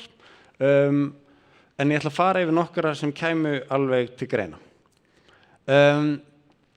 Eitt markmið er að auka trjárækt í borginni og setja sér töluleg markmið hversu mörg tré eiga að vera fyrir íbúa í borginni. Það er annað sem er mjög gott við þetta fyrirkomulag er að þetta er allt saman mælanlegt. Þið getið bara talið trén og íbúana og þið vitið hvort við séum búin að ná markmiðinu eða ekki. Sama með trjákrónuna, að við setjum okkur markmið hversu stór hluti af hverjum okkar eiga að vera græn fyrir íbúana. Að við tryggjum að blágrænar lausnir verði alltaf fyrsta val þegar við förum í nýja íbúauppbyggingu. Hérna er þetta vanta myndina, en þetta er mjög fallegu matjurtagarður. Og eitt af markmiðunum er einmitt að matjurtagarðum verði fjölgað í borginni og að ræktun á vegum íbúa verði að reynda stiðið við hana. Að öll börn á grunnskólaaldri, að þið erum búin að tala mikið börn, að þau fá að lágmarki 1 dag af fræðslu náttúruna út í náttúrunni. Og ég veit ekki, allavega erlendis þá er það þannig að það er ekki alls staðar. Og ég held að þetta væri bara allavega göfugt markmið fyrir okkur líka. En síðan aðrir hlutir sem eru kannski aðeins lengra fram í tíman. Þetta er til dæmis mynd frá Berlín. Þetta eru borgarlandverðir sem eru 24 talsins í Berlín sem vinna við það að fræða fólk náttúruna, taka á móti skólahópum, fylgjast með innviðum, vakta lífríkið og við erum kannski ekki að fara að gera þetta en þetta er samt innblástur fyrir eitthvað sem við gætum gert eða stemt að.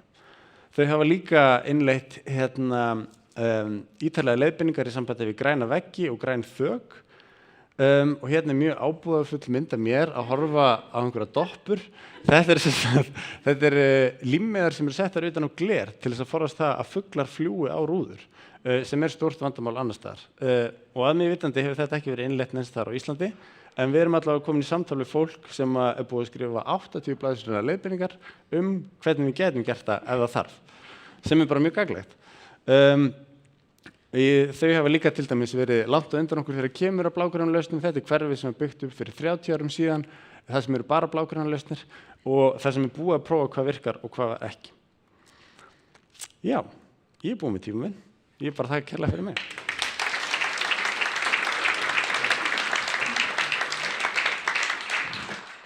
Kærar þakkir Benedikt. Ég veit ekki alveg hvað var að gerast með glærurnar, það voru allar hérna hjá mér allavega. Næstur á svið er Hallgrímur Jón Hallgrímsson, hann er skógarvörðurinn okkar og ég er svo ánægð með að fá hann af því að alltaf þegar hann kemur, hann er bara skógarvarðarlegasti starfsmaður borgarinnar. Þannig að þú veist, hann er bara með hattinn alltaf í flanelskýrtunni. Bjóða hann velkominn á svið.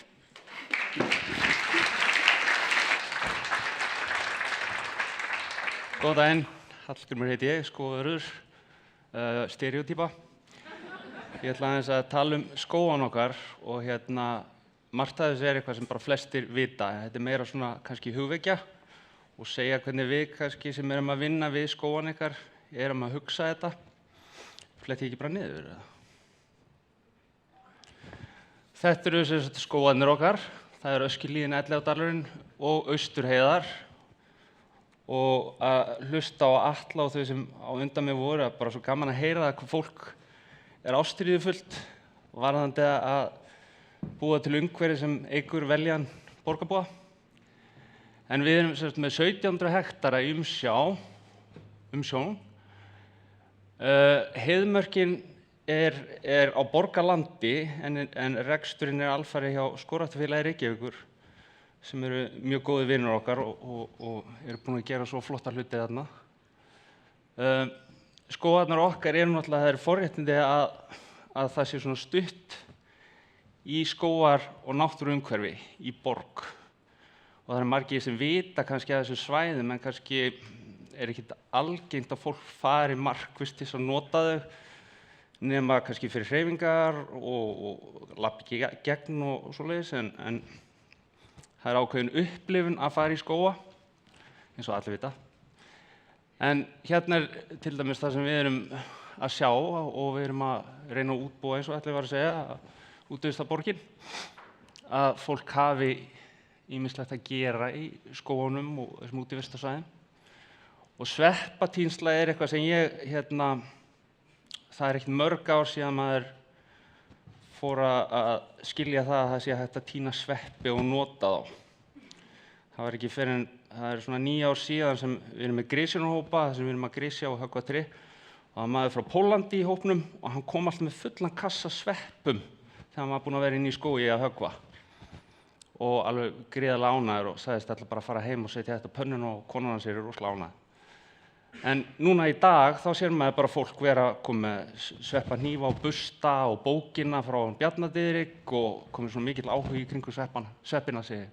Svo fuglaskoðun og útreiðar, það náttúrulega, þeir eru alveg gríðarlega mikið að hestastígum upp á Austurheiðum sem mikið notað. Og svo bara þetta sem maður sér alltaf eiginlega á hverju sumri, það eru krakkar að leika sér í skóginum, svo náttúrulega hægt að veiða og svo það frisbee-golfið sem til dæmis í Grafarholtinu. Og við tengjum það við Austurheiðarnar því að Austurheiðarnar leka þarna niður í Grafarholtið og þetta mikið nota svæði. Þarna hefur fólk úr Grafarholti mjög greiðan aðgang upp á heiðina. Mér langaði bara að skjóta þessu inn hvað við lifum við dagsdaglega og við þurfum, það væri mjög gott að hafa eitthvað mótvægi á móti þessu. Og til dæmis eru það skógarnir okkar, útivistarsvæðin. Og það sem maður að fara hlaupandi í gegnum skó með AirPods og hlusta á tónlist eða hljóðbók, það ákveðin upplifun. Svo önnur upplifun að labba, hlusta, skynja, finna lykt, skoða. Og það kemur, ég tala meira um þá eftir, það partur af þessu sem rannsóknir sýna að auka andlega heilsu fólks. Rannsóknir og kenningar sem hafa komið fram eru þessar og eykur áhrif á NK frumur, það eru natural killer cells sem tengt ónæmiskerfinu. Sem sagt allavega það sem ég las þá eru trén að gefa frá sér efni, phytocytes, sem eykur áhrif NK fruma sem eru jafnvel að hafa áhrif og geta aukið varnir gegn krabbameini. Hraði brennslu lækka kortisol sem hormón, andleg endurhæfing. Það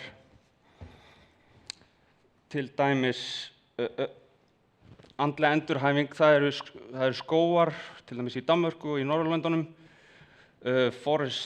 health forest og health parks og það hefur verið gerð rannsóknir á þessari andlegu endurhæfingu þar sem einstaklingar voru látnir labba svæðið og það eru rými sem búið að skapa sem að skapa ákveðna upplifun fyrir fólkið og rannsóknir sýndu að þetta hefur mikið áhrif á þessa endurhæfingu varðandi að fólk hefur farið í burnout eða eiga við einhver andleg veikindi að stríða. Þetta eru sviðsmyndir sem eru til dæmis í okkar skógum og þær eru margar og ástæðan fyrir að ég kalli þetta sviðsmyndir að ég dálítið innvinklaður í leikhúsið og ég hugsa stundum að vera í skóginum með smá svona eins og að vinna mínu smá svona eins og vera leikmyndarhönnuður. Að ég vil skapa eitthvað og borgarbúar fá upplifa eitthvað nýtt, sjá eitthvað, skoða eitthvað. Og þetta eru til dæmis sviðsmyndirnar hjá okkur 3, þetta á mismunandi stöðum. Þetta við Rauðavatn, inn í gamla skóginum, það sem Rauðastöðin það sem Skógræktarfélagið byrjaði að rækta. Og þetta aðeins ofar, nær heiðinni og þarna hefur sumahópurinn búið til svona þrep, mjög skemmtilegt. Og þarna Birkiskógurinn í Elliðaárdalnum, eða Lundurinn. Þetta eru bara aðrar sviðsmyndir, þannig vetrartími upp á heiði og þetta í Öskjulínni, þarna sjáum við til dæmis það sem við erum að reyna að skapa, þarna var bara greni alla leið niður og þið sáu ekki klettana og bara það kvistið upp búið að skapa nýja sviðsmynd. Þarna eru komið svona 2 leikendur sem fólk tekur eftir og þetta var Þetta var verkefni þar sem listamaður bjó til þetta inn í Elliðaárdal. Minn taktur heitir þetta verk. Þannig eru krakkar að hlaupa á þessu, það er sitja á þessu og borðað. Mjög flott. Hérna er til dæmis gott dæmi hvað við erum að gera.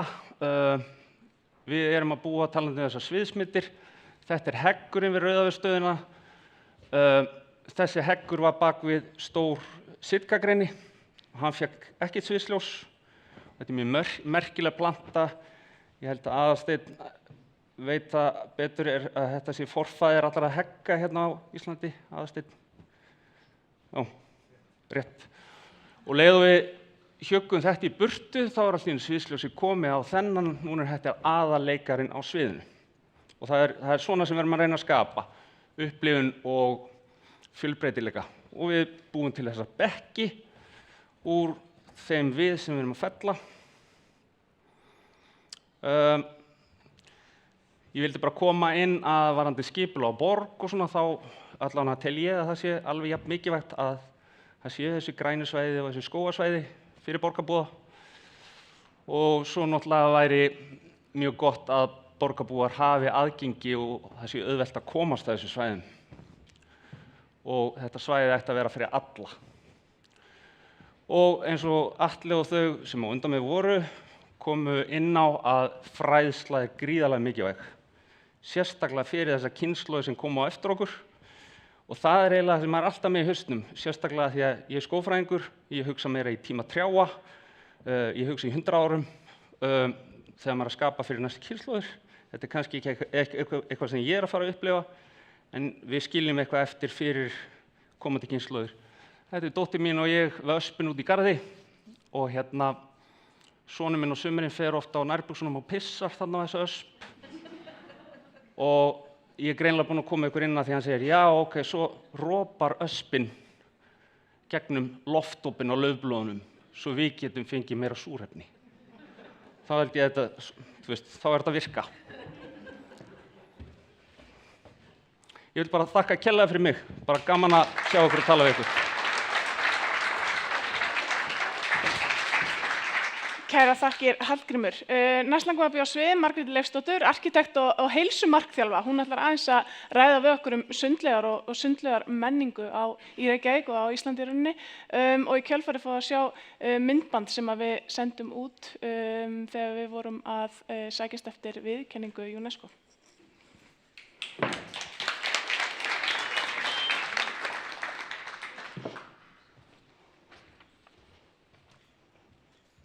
Komið í sæl, gaman að sjá okkur og líka ykkur sem að horfa streymi. Takk fyrir að bjóða mér að koma og tala sundmenningu Íslendinga. Til hamingju með skráninguna á UNESCO. Ég las mér til það að þetta hefði verið mjög mikil vinna að koma þessi í gegn og ég held þessi mjög mikilvægt að fá þessa viðurkenningu vegna þess að þessi menning er bara mjög merkileg og hún er mjög á svona breiðum skala af því að hún snýst ekkert bara sundlaugar. Af því að við byrjuðum að synda í risastóru Stórulauginni sem var sjórinn, sem er okkar, stóra sundlaug. Og ef við förum á næstu, og ég á að gera þetta hérna. Nei, ég fór í öfuátt, ok. Ég ætla að smella fram hérna einni hugmynd sem ég heyrði fleygt, ég á hann ekki sjálf því miður. En það kom upp, ég heyrði, eru kannski sundlaugar á Íslandi, okkar svona piazza.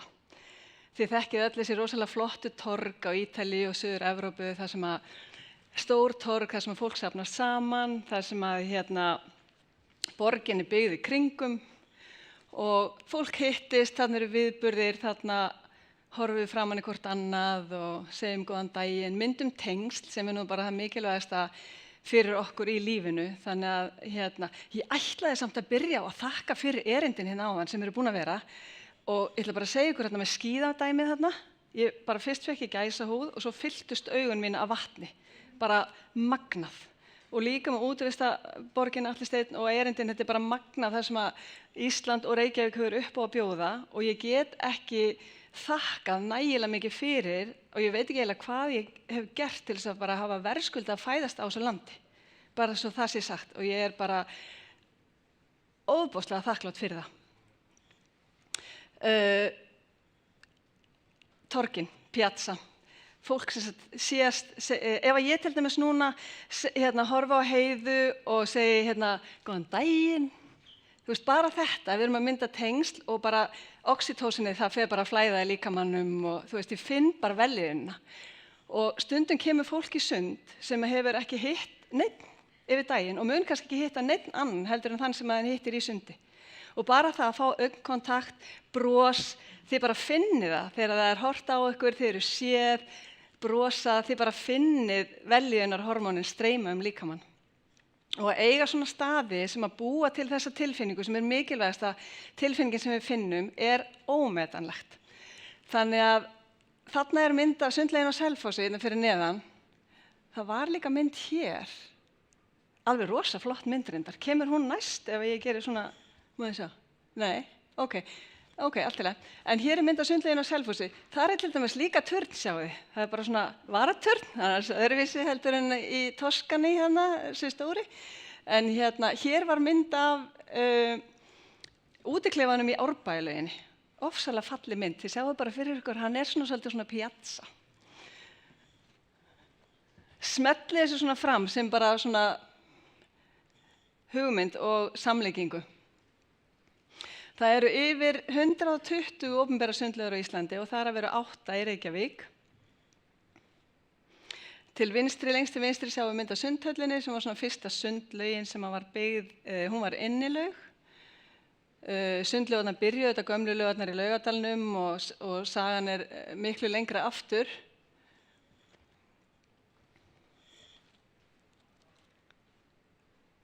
Það vantar líka þessa mynd þarna. Ég ætla að fara tilbaka þá hér, það miklu skemmtilegra.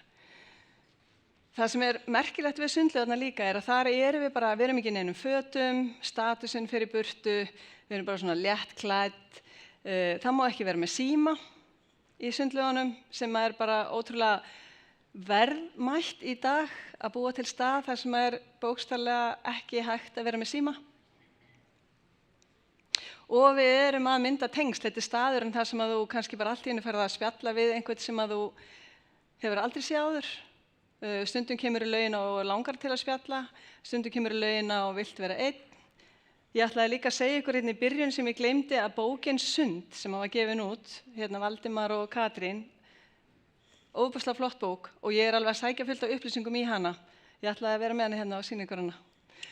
En þú kemur í sund og þú getur í raun og veru bara átt félagsleg samskipti, þó þú komir einn. Og bara á tímum þess sem að vaxandi einmannaleiki, rannsóknir segja það, bara vaxandi einmannaleiki í þjóðfélaginu, að það gerir sundlaugarnar ennþá mikilvægari stað. Plús að þetta eru opinberir sundlaugar sem allir hafa aðgang að og það ekki dýrt að kaupa sér aðgang.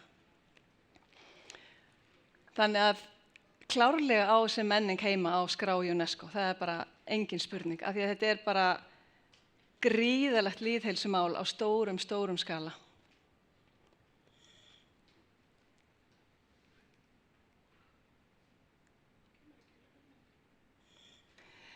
Hvað segirðu? Nei, þetta alltaf leið. Þessi glæra rétt, hún svona. Upphaf sundkennslu og byggingu sundlaug á Íslandi má rekja til þess að í kringum 1900 að þá fór fólk að flytja nær sjónum til þess að geta séð sér farborða með fiskveiðum. Það myndast lítil þorp við sjóinn og allir fara að fá sér báta og fara út að veiða sér í matinn. Nema að það var bara 1 af hverjum 200 Íslendingum sem kunna synda. Og sjómenn voru að drukkna í flæðamálinu. Bara vegna þess að þeir náðu ekki land, þetta voru ekki margir metrar. Þannig að upp úr því spinnst umræða og verður ákall að við þurfum að kunna synda sem eyja og sem mikil fiskveiðiþjóð, þá verðum við að geta bjargað okkur í sjó. Þetta var líka spurningu þrifnað, þetta var líka á þessum tíma farið aðeins að hugsa þetta sem íþrótt, að heilbrigður líkami og hvað getum við gert til þess að halda okkur heilbrigðum. Þannig að þetta var alveg þríþætt.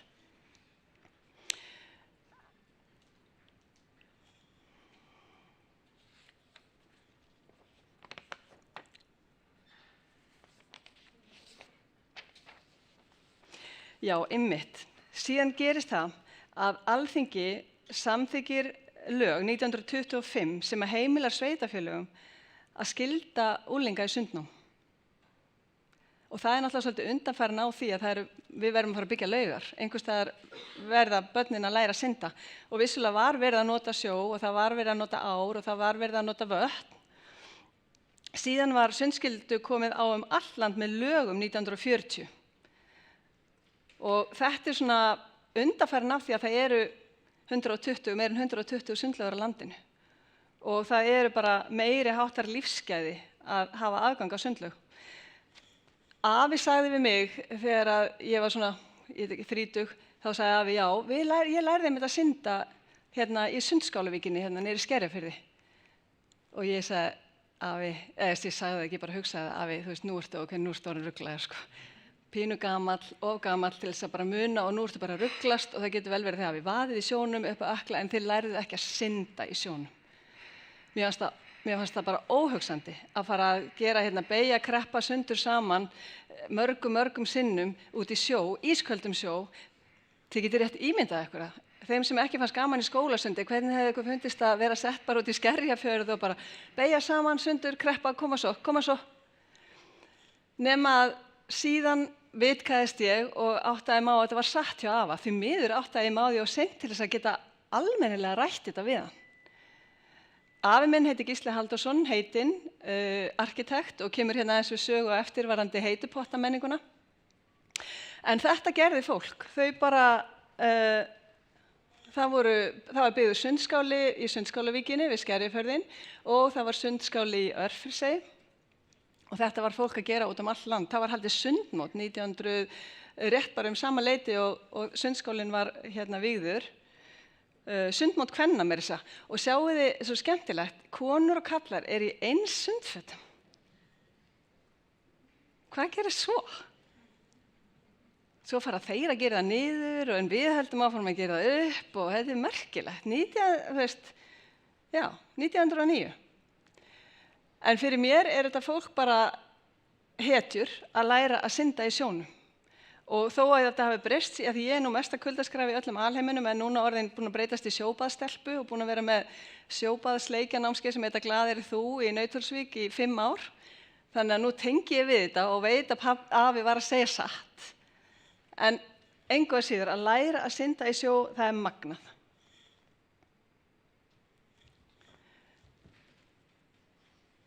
Vesturbæjarlaugin, við erum með sundhöllina 1937 og síðan er Vesturbæjarlaugin byggð 1961 og hún er byggð fyrir tilstillan Reykjavíkurborgar en líka fyrir tilstilli íbúa sem að söfnuðu líka fyrir hluta af kostnaði laugarinnar.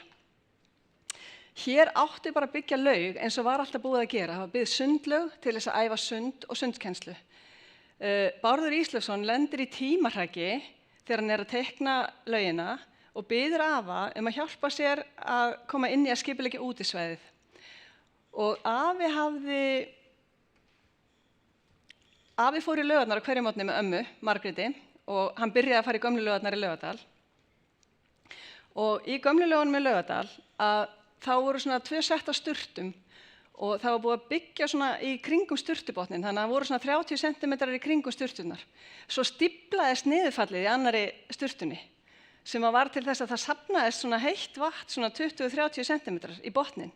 Og hann var að fylgjast með þessu og sá að það voru allir að velja frekar þessa sturtur heldur en hinar þar sem að niðurfallið væri í lagi. Og krakkar fóru að leggjast í botnin og ylja sér í heita vatninu.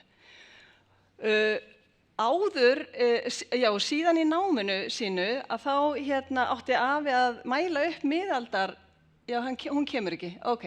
Hér á að vera vatnslitamynd á Snorralaugi Reykholti. Afi átti að mæla upp miðaldarbyggingu í skólanum og ákvaða að mæla upp Snorralaug. Hérna er myndin henni ósýnileg.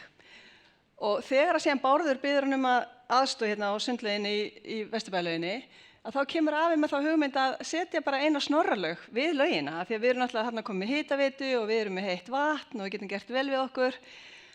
Og það eru settir 2 pottar og sem að þið bara, og eftir það var þetta bara standard útbúnaður í sundlaugum. Bara heitir pottar við sundlaugar. Og í dag það náttúrulega þannig að meiri hluti fólks kemur nú bara í sund til þess að fara í heitapottin og spjalla og hafa það huggulegt. Og hittast og mynda tengsl.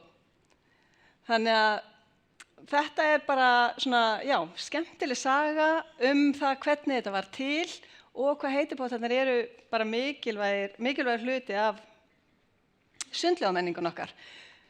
Og hér bara hægt að halda alls konar viðburði. Hérna eru hópar að hittast. Á hverjum degi klukkan 7 einn hópur.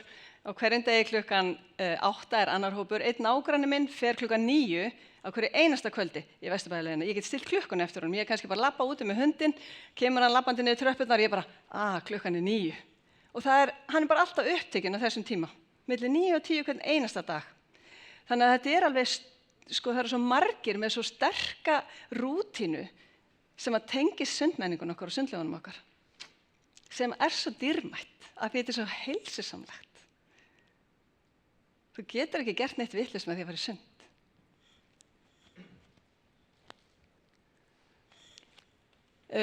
Nauthólsvíkin, takk elsku Reykjavíkurborg fyrir að búa til Nauthólsvík og takk fyrir að búa til strönd upp í Gufunesi, takk fyrir að búa til strönd á Skarfakletti. Þetta bara svona viðbót.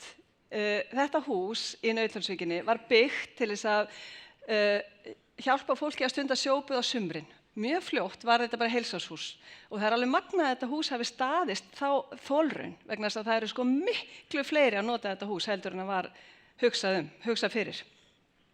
Þessi bygging, þessi sjór og þessi aðstaða hefur búið að breyta lífi ótrúlega margra. Það eru bara mjög margir sem byrja að stunda sjóböð og segja bara, ok, ég bara önnur manneskja eftir það. Og af því að við erum með heitan pott og við erum með lónið og síðan erum við með sjóinn hinum megin, og við erum með gufubæði, það svo stutt í hitan. Þannig að þú þarft að gera svo lítið og þú svo örugg með að komast í hita, eða öruggur. Þannig að þetta svo auðvelt. Hvað eru margir hér sem hafa farið í sjóbað? Vá, vel gert. Hvað eru margir hér sem að stunda sjóbað reglulega? Ok, en samt svona margir sem hafa að pröfa, það bara alveg meiri háttar flott. Þannig að, já, bara þetta bara ólýsanlegt. Þetta ólýsanleg lífsgæði vegna þess að ég geti staðið hérna í hálftíma og talið upp hvað sjórinn gerir fyrir heilsun okkar og að fá fólk bara til þess að pröfa getur breytt lífi fólks. Síðan erum við líka með núna svona viðbót þessi gusumenning. Það að koma upp gusur hérna út allt land, ekki bara Reykjavík. Það sem að fólk að koma í 15 mínútna lotur og kæla á milli. Það líka að auka sjóbaðsiðkun vegna þess að fólk treystir sig frekar og bara þráir að komast í kaldan sjó eftir að koma út úr mjög heitri gufu. Þannig að bara frábær viðbót við heilsu, lynd og möguleika borgarbúa. Þetta held ég síðasta glæra mín. Þetta bara mynd úr iðkun í Nauthólsvíkinni. Þetta eru hóparnir mínir úr Glaðari þú. Ég og Tinna Torlasíus erum saman með sjóbaðsleikjanámskeið sem heita Glaðari þú og við gerum alltaf reglulega könnun hvort að það standi ekki örugglega undir nafni sem að hefur alltaf gert vegna þess að einfaldlega þegar maður fer í sjóinn það ekki hægt annað en að koma glaðari upp úr og ég bara lofa ykkur því. Þannig að ég ekki búin að skyggja andlitin af því að ég tel mig vera með leyfi frá öllum sem eru á myndinni að fá að vera.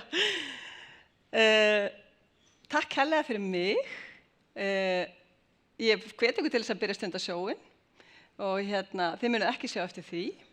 Og við ætlum að næst kemur mjög flott myndband og ég á að ýta hér áfram. Já, bara ljómandi. Mér langar kannski bara að hvetja ykkur til að standa upp og fá okkur kaffi. Við ætlum að spila myndbandið á meðan og svo hittust við að vörmu. Sundmenning Íslendinga bara samofin þjóðarsálinni. Á maður ekki sæti sitt við matarborðið heima hjá sér? Jú, alveg hérna. Og það líka svo góður staður til að hitta vini sína því maður getur ekki verið í símanum og eitthvað svona. Maður neyðist til þess að vera í núinu og horfa á vini sína.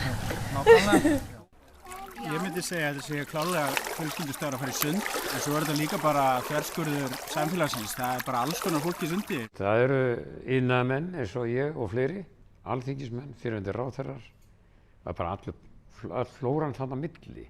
Ég var að rifja það upp með mömmu og pappa hvernig þetta var hjá okkur þegar við vorum að alast upp. Ég á 3 systkini og það var nákvæmlega eins og ég gerði þetta eftir að ég eignaðist mínar stelpur. Það fara einmitt eftir leikskóla í sund og náttfötin með. Þetta er sálfræðiþjónusta hérna sko, í pottunum, með kollanum og kellingunum sko, þannig að þetta er bara svoleiðis. Það er einhverju sérstakir töfrar við þetta. Ég veit ekki, maður vont að útskýra þetta. Þegar maður fer í sturtuna hérna og er búinn að fara í bólinn og réttir úr sér, það er alveg ólýsanleg tilfinning. Ég er alveg handviss það, já, að sundmenningin mun áfram vaxa og dafna á Íslandi.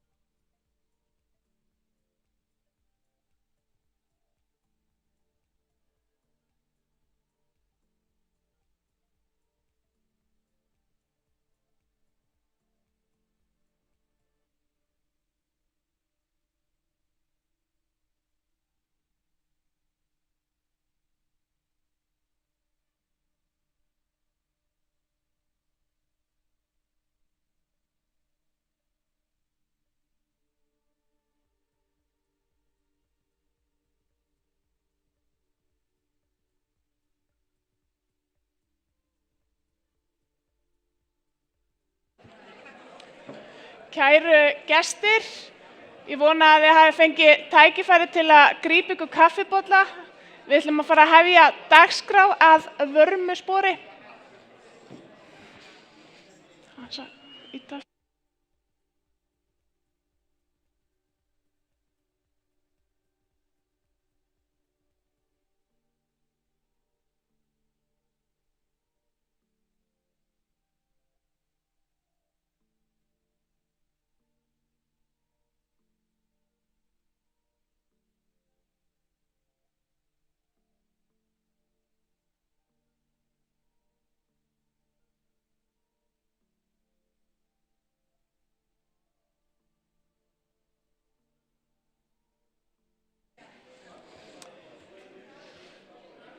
Jæja, nú ætlum við að fara að fá okkur sæti aftur. Ég ætla að gefa ykkur 30 sekúndur. Af því að ég var eiginlega búin að segja að ég væri hann og var að reyna að halda þetta dagskrá, en svo einhvern veginn erum við allt í einu aðeins eftir dagskrá.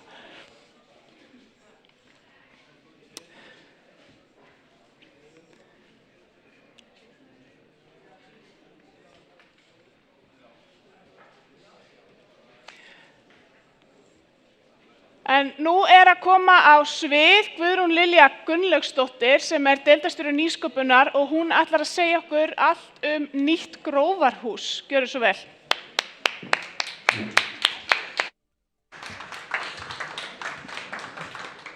Já, góðan daginn.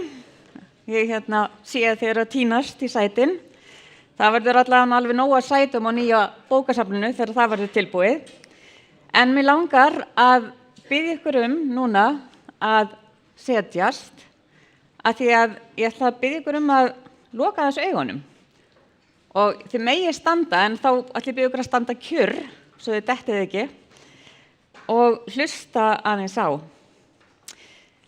Hugsaðu þér stað þar sem öll eru velkomin og það kostar ekkert inn. Stað þar sem þú getur verið eins og þú ert og leitað athvarfs frá amstri dagsins. Í samtali við aðra sem þú hefðir annars ekki hitt, fæðast hugmyndir og þú uppgötar eitthvað nýtt. Á þessum stað er þeim meir en velkomið að deila því sem þú hefur, hugmyndum, reynslu og hæfni. Þegar þú gengur út, finnst þér þú tilheyra einhverju stærra, vit og skilja aðeins meira og þú býrð yfir upplifun á rými sem endurspeglar samfélagið okkar. Bókasafnið getur verið þessi staður, samfélagsrými, þáttakugátt og þar sem við deilum sögum, menningu og upplifun. Þið megið opna augun núna aftur. Og þetta er draumur sem að borgarbúar, það var 2 daga vinnustofu 2018 framtíða bókasafnið. Og ótrúlega fjölbreytt vinnustofa fullt af fólki og það var Elín Elísabeth sem teiknaði þessa mynd út frá vinnustofunni. Og þessi mynd í raun og veru lagði grunn að samkeppnislýsingunni fyrir nýtt grófarhús. Og 2021 þá var verðlaunatillagan valin og hún heitir Vitavegur. Og síðan þá hafa borgarbúar og starfsfólk og hönnuðir grófarhús unnið saman að því að gera þetta hús að veruleika. En það mun stækka bókasafnið í Grófinni úr 2700 fermetrum í 6000 og barnadeildin fær alveg heila hæð og stækkar úr 200 í 600 fermetra. Hérna sjáu þið svona hugmyndina að útliti hússins. Það er haldið við söguna með húsinu en líka því að það er við sjóinn, þá er þetta viti og efst uppi þar verður kaffihús og samkomusalur og þetta mun svona lýsa okkur veginn. Og planið er að nýtt grófarhús opni dyrnar 2031 ef allar áætlanir standast. Og við höfum verið að nota tækifærið alltaf að eiga samtal í gegnum allt hönnunarferlið og nota þá vettvanginn Hönnunarmars til að gera það. Og það samtal hefur átt sér stað í gegnum alls konar vinnustofur og viðburði. En líka mjög mikilvægt bara svona nær samtal bara að rýna teikningar, rýna alls konar bara hluti og sjónarhorn og þá með hagaðilum sem bara ólíkum bæði notendum og starfsfólki alls konar, það haldnar líklega 30 vinnustofur sem eru bara svona að rýna. Þannig það er ekki alltaf bara topparnir sem eru að rýna heldur alveg þeir sem koma til með að nota safnið líka. Og það er svo gaman að fá þessi viðbrögð líka þegar það hafa verið sýningar og svona þátttökuviðburðir, hvaða er sem fólk segir. Og þið sjáuð á kvótunum að þetta bókasafn, framtíðarbókasafn, mun halda öllum krökkum í skóla og á Íslandi. Og það sem er svo ofsalega mikilvægt í bókasafninu líka er þessi samvera og þetta er eini staðurinn þar sem að hlutirnir kosta ekki neitt. Þar sem að þú getur bara komið alla kynslóðir saman, gert eitthvað saman og þarft ekki borga fyrir það. Í þessu verkefni þá hefur líka verið gerðar alls konar prótótýpur, ekki bara verið að rýna teikningar eða búið til módel, heldur líka virkar þetta. Og Hönnunarmars var til dæmis sett upp þetta tjald, eða þessi gardína, og það kom út frá því að þetta hringform, það ýti svo undir samveru, og það var alveg ótrúlega gaman að sjá hvernig fólk notaði það á Hönnunarmars. Og þessi gardína verður notuð áfram svo í nýju grófarhúsi á fyrsta hæðinni, sem svona, bara barnasegull eiginlega svolítið. Og svo ákveðum við líka að sýna módelið, ekki hvernig húsið lítur út og utan, heldur það sem að hjartað það sem að gerast inn í bókasafninu. Og notendur gátu komið með alls konar bara sitt input inn í hvað vantaði og hvort að hvað þið vildu upplifa í safninu og skildu það eftir þá þessum litlu miðum sem í módelinu. Og það svo gaman akkurat eins og ég sagði, bara að heyra þetta, eins og bara þessi almenningshöll. Og að þetta geti kannski orðið eitthvað svona eins og við horfum stolt eftir 40 ári, já við þorðum að byggja þetta, við gerðum þetta. Eins og svona mörg dæmi sína fyrir framann. Og þetta líka bara svo ótrúlega mikilvægur staður til að bara rökræða og tala saman, ekkert síður og heitupotturnar, þá kannski þetta svona sambærilegt og sundlaugarnar. Og svo var á Hönnunarmars líka, þá var sérstök áhersla bara á barnahæðina, það sem hönnunarteymið Þykjó gerði svona ábreiði yfir barnadeildina. Og þá kom þetta líka eins og krakkandi, hvernig vilja þau vera? Það voru mjög margir sem sagði að þetta vildi ekki nettengingu í rýminu til dæmis. Þetta eitt svona uppáhaldskvótið sem kom og þannig eru krakkarnir að skrifa það og það var gert líka módel af barnahæðinni þannig að fólk skildi betur hvernig þetta Það allt öðruvísi að horfa á teikningar heldur en svona physical módel. Og þetta bara segir allt Við ætlum bara að flytja hingað. Matur á efstu hæð, bækur á 4., gaman á 2. og 3. Þetta frábært draumahús. Og þetta verður náttúrulega besti staðurinn til að hittast á, lesa eða læra og með flottasta útsýnunni í bænum, yfir höfnina, þarna verður kaffihús og þakgarður og samkomusalur og útsýnin til allra átta, þannig að þetta verður alveg ótrúlegt rými. Og það sem svo hlýlegt líka með bókasafnið, það fyrir okkur öll og það alltaf einhver sem tekur hlýlega á móti manni sem skiptir mjög miklu máli. Og krökkunum sem tók þátt líka, þeim langaði bara að koma þangað, helst á morgun. Svo svo merkilegt með þessi verkefni, það fattar enginn hvað allir hafa þurft þetta bókasafn fyrir en daginn sem að það gengið inn.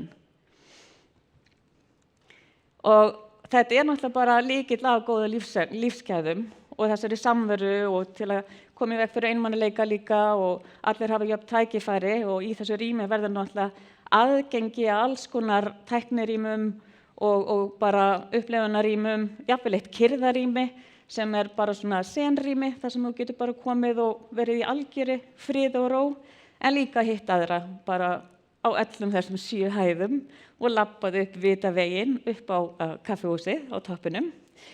Og þið getið ímyndað ykkur núna ef þið væru bara að labba út og þið gætu bara að labba núna í þessu veðri, þessari birtu yfir í Grófarhúsið 2031. Takk fyrir.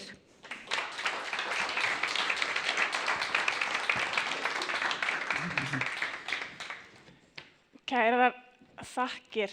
Næst langum að bjóða á svið Marísku Kappert sem verkefnisstjóri í fjölskyldumiðstöðinni Gerðubergi. Gjörðu svo vel.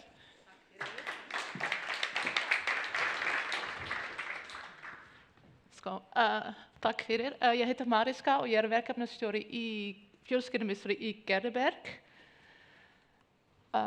Fjölskyldumiðstöð fjölmenningarleg miðstöð með heildræna sýn á þarfa fjölskyldar að leiðarljósi sig og við opnum formlega í 2016 og við alltaf í samband við heilsugæslustöðvar, leikskólar, menningarmiðstöð og líka félagsþjónustumiðstöð í Breiðholt.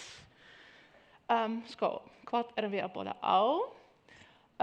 Við með open hús alltaf milli 8:30 og 4, svo allir velkomin til að koma inn, bara fá sér kaffi, kannski prjóna, lesa fréttablaðið, alls konar.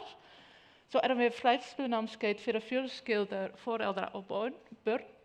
Við með ókeypis íslenskunámskeið, bæði fyrir börn og fullorðna. Og það pínulítið öðruvísi af því að við að nota íslensk fyrir alla, en við tala meira hvernig fólk líður í samfélagi hér og hvernig það til að vera á Íslandi. Svo við notum orð og setningar sem fólk að nota daglega. Við alls konar námskeið í móðurmáli, menningarstarfsemi og líka með félagsstarf fyrir fullorðna. Svo við með alls konar samfélagsverkefna. Ein Tinna frá Vegnihuset sem fyrir unge foreldra og börn þeirra. Við með 5 félagsrætgjafir frá Vegnihus í Gerðubergi. Við með verkefni sem heitir Velkomin til Reykjavík eða Velkomin í Breiðholti, sem fyrir nýtt innflytjendur á Íslandi, en núna líka fyrir nýtt fólk sem til dæmis frá Egilsstaði og sem bara nýtt í hverfin okkar. Við með heimanámafstóð, það samstarf með bókasafnið og grunnskóla. Við með sjálfsbúðarlíðar sem allt kennarar í eftirlaun. Við fáum krakkar af erlendis uppruna frá fellaskóli og við að lesa saman og æfa íslensk tungumál. Af því að eftir með eldra frá erlendis uppruna, það stundum erfitt til að æfa heim. Svo við MEM, Open Leikskóli og fjölskyldustund, nágrannaværsla, og við með sundnámskeið fyrir fólk af erlendum uppruna. Við veitum allt hversu mikilvægt það til að fara í sund hér á Íslandi. Það part af menningar hér. Så vi verðum líka með þetta. Við verðum með 2 hópur af 10 konur. Ég veit ekki ef ég sendur... Ok, ekki mál. Open starfsemi við með. Þetta starfsemi við búa til sjálf. En það allt ókeypis hjá okkur. Svo allir velkomna að teka það. Það ekki lengur bara fyrir eldra borgarar, það fyrir allir. En ekki fyrir allir sem býr í Breiðholt. Allir í Reykjavíkurborg velkomin.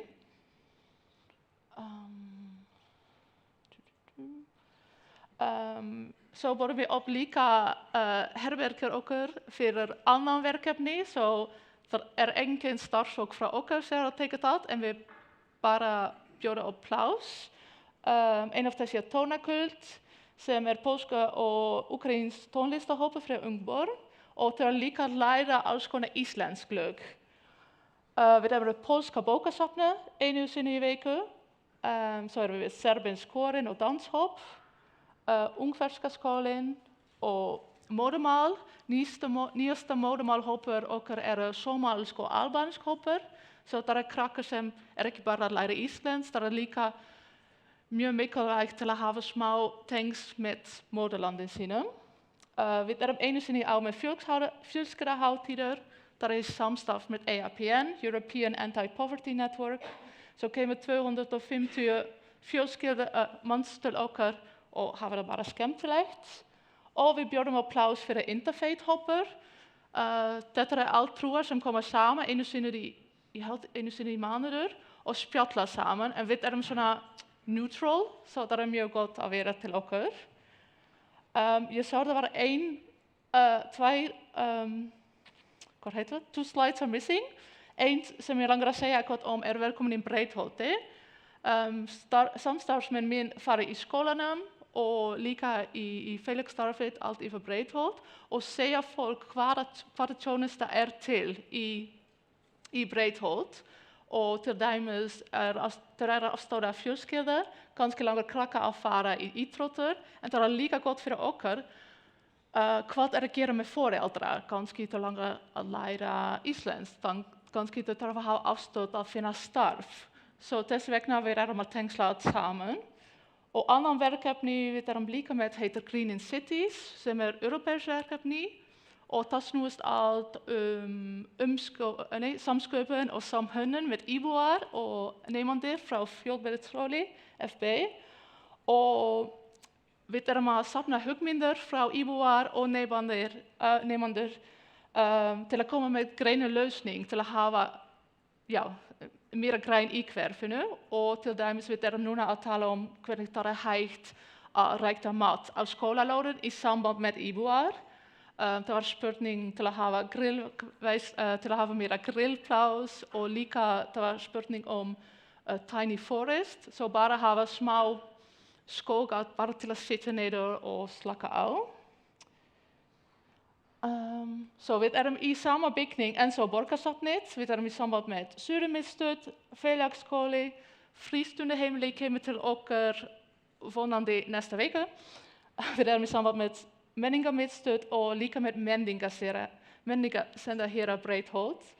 Og hvað mér finnst svo best, hjá okkar enginn veit, þegar þú kemur inn í Gerðuberg, enginn veit hvers vegna þú þarna.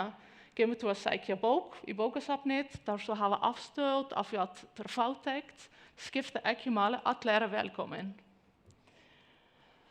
Það var bara smá kynning Gerðuberg, ég var ekki mikið tíma. Verið velkomin í heimsókn og takk fyrir mig.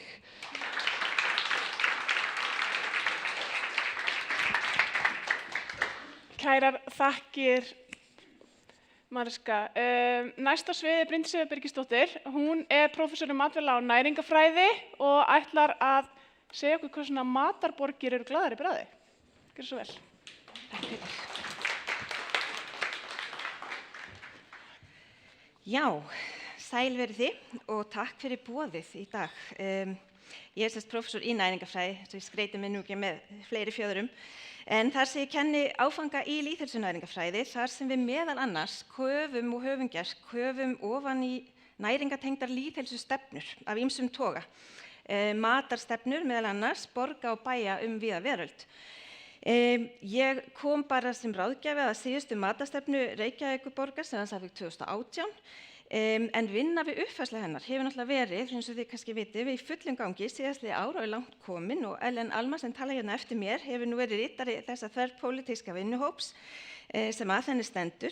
En hún nú horfin til annarra starfa og þá er áhugavert að fá að koma aðeins að þessari vinnu á svipaðan hátt og síðast. Í dag langaði mig samt kannski að fara aðeins aðra leið og bara ræða mikilvægi slíkra stefna og segja frá því sem að gerast í borgunum í kringum okkur þegar kemur að matarstefnum og aðgerðaráætlunum og innleiðingu þeirra til að gefa okkur svolítið innblástur sem svona grunnlag fyrir nýjar hugmyndir og aðgerðir í vinnunni sem framundan. Vegna þess að matarstefnur og aðgerðaáætlanir borgar skipta í raun sköpum fyrir borgir sem vilja horfa til lífsgæða í víðara samhengi.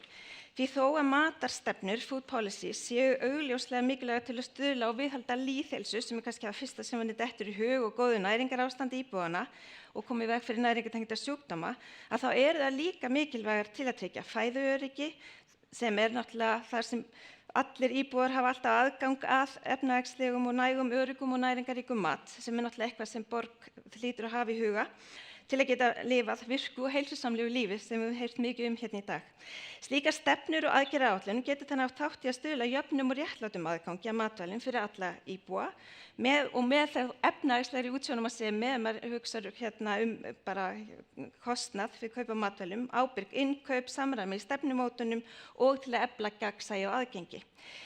Svo það þetta sem við eiginlega óbeint erum búin að tala voða mikið hérna í dag. Skýr matarstefna styrkir einnig náttúrulega ferðaþjónustu en matarhefðirnar og þessa félagslegu samheldni og stuðlar að fjölbreytni.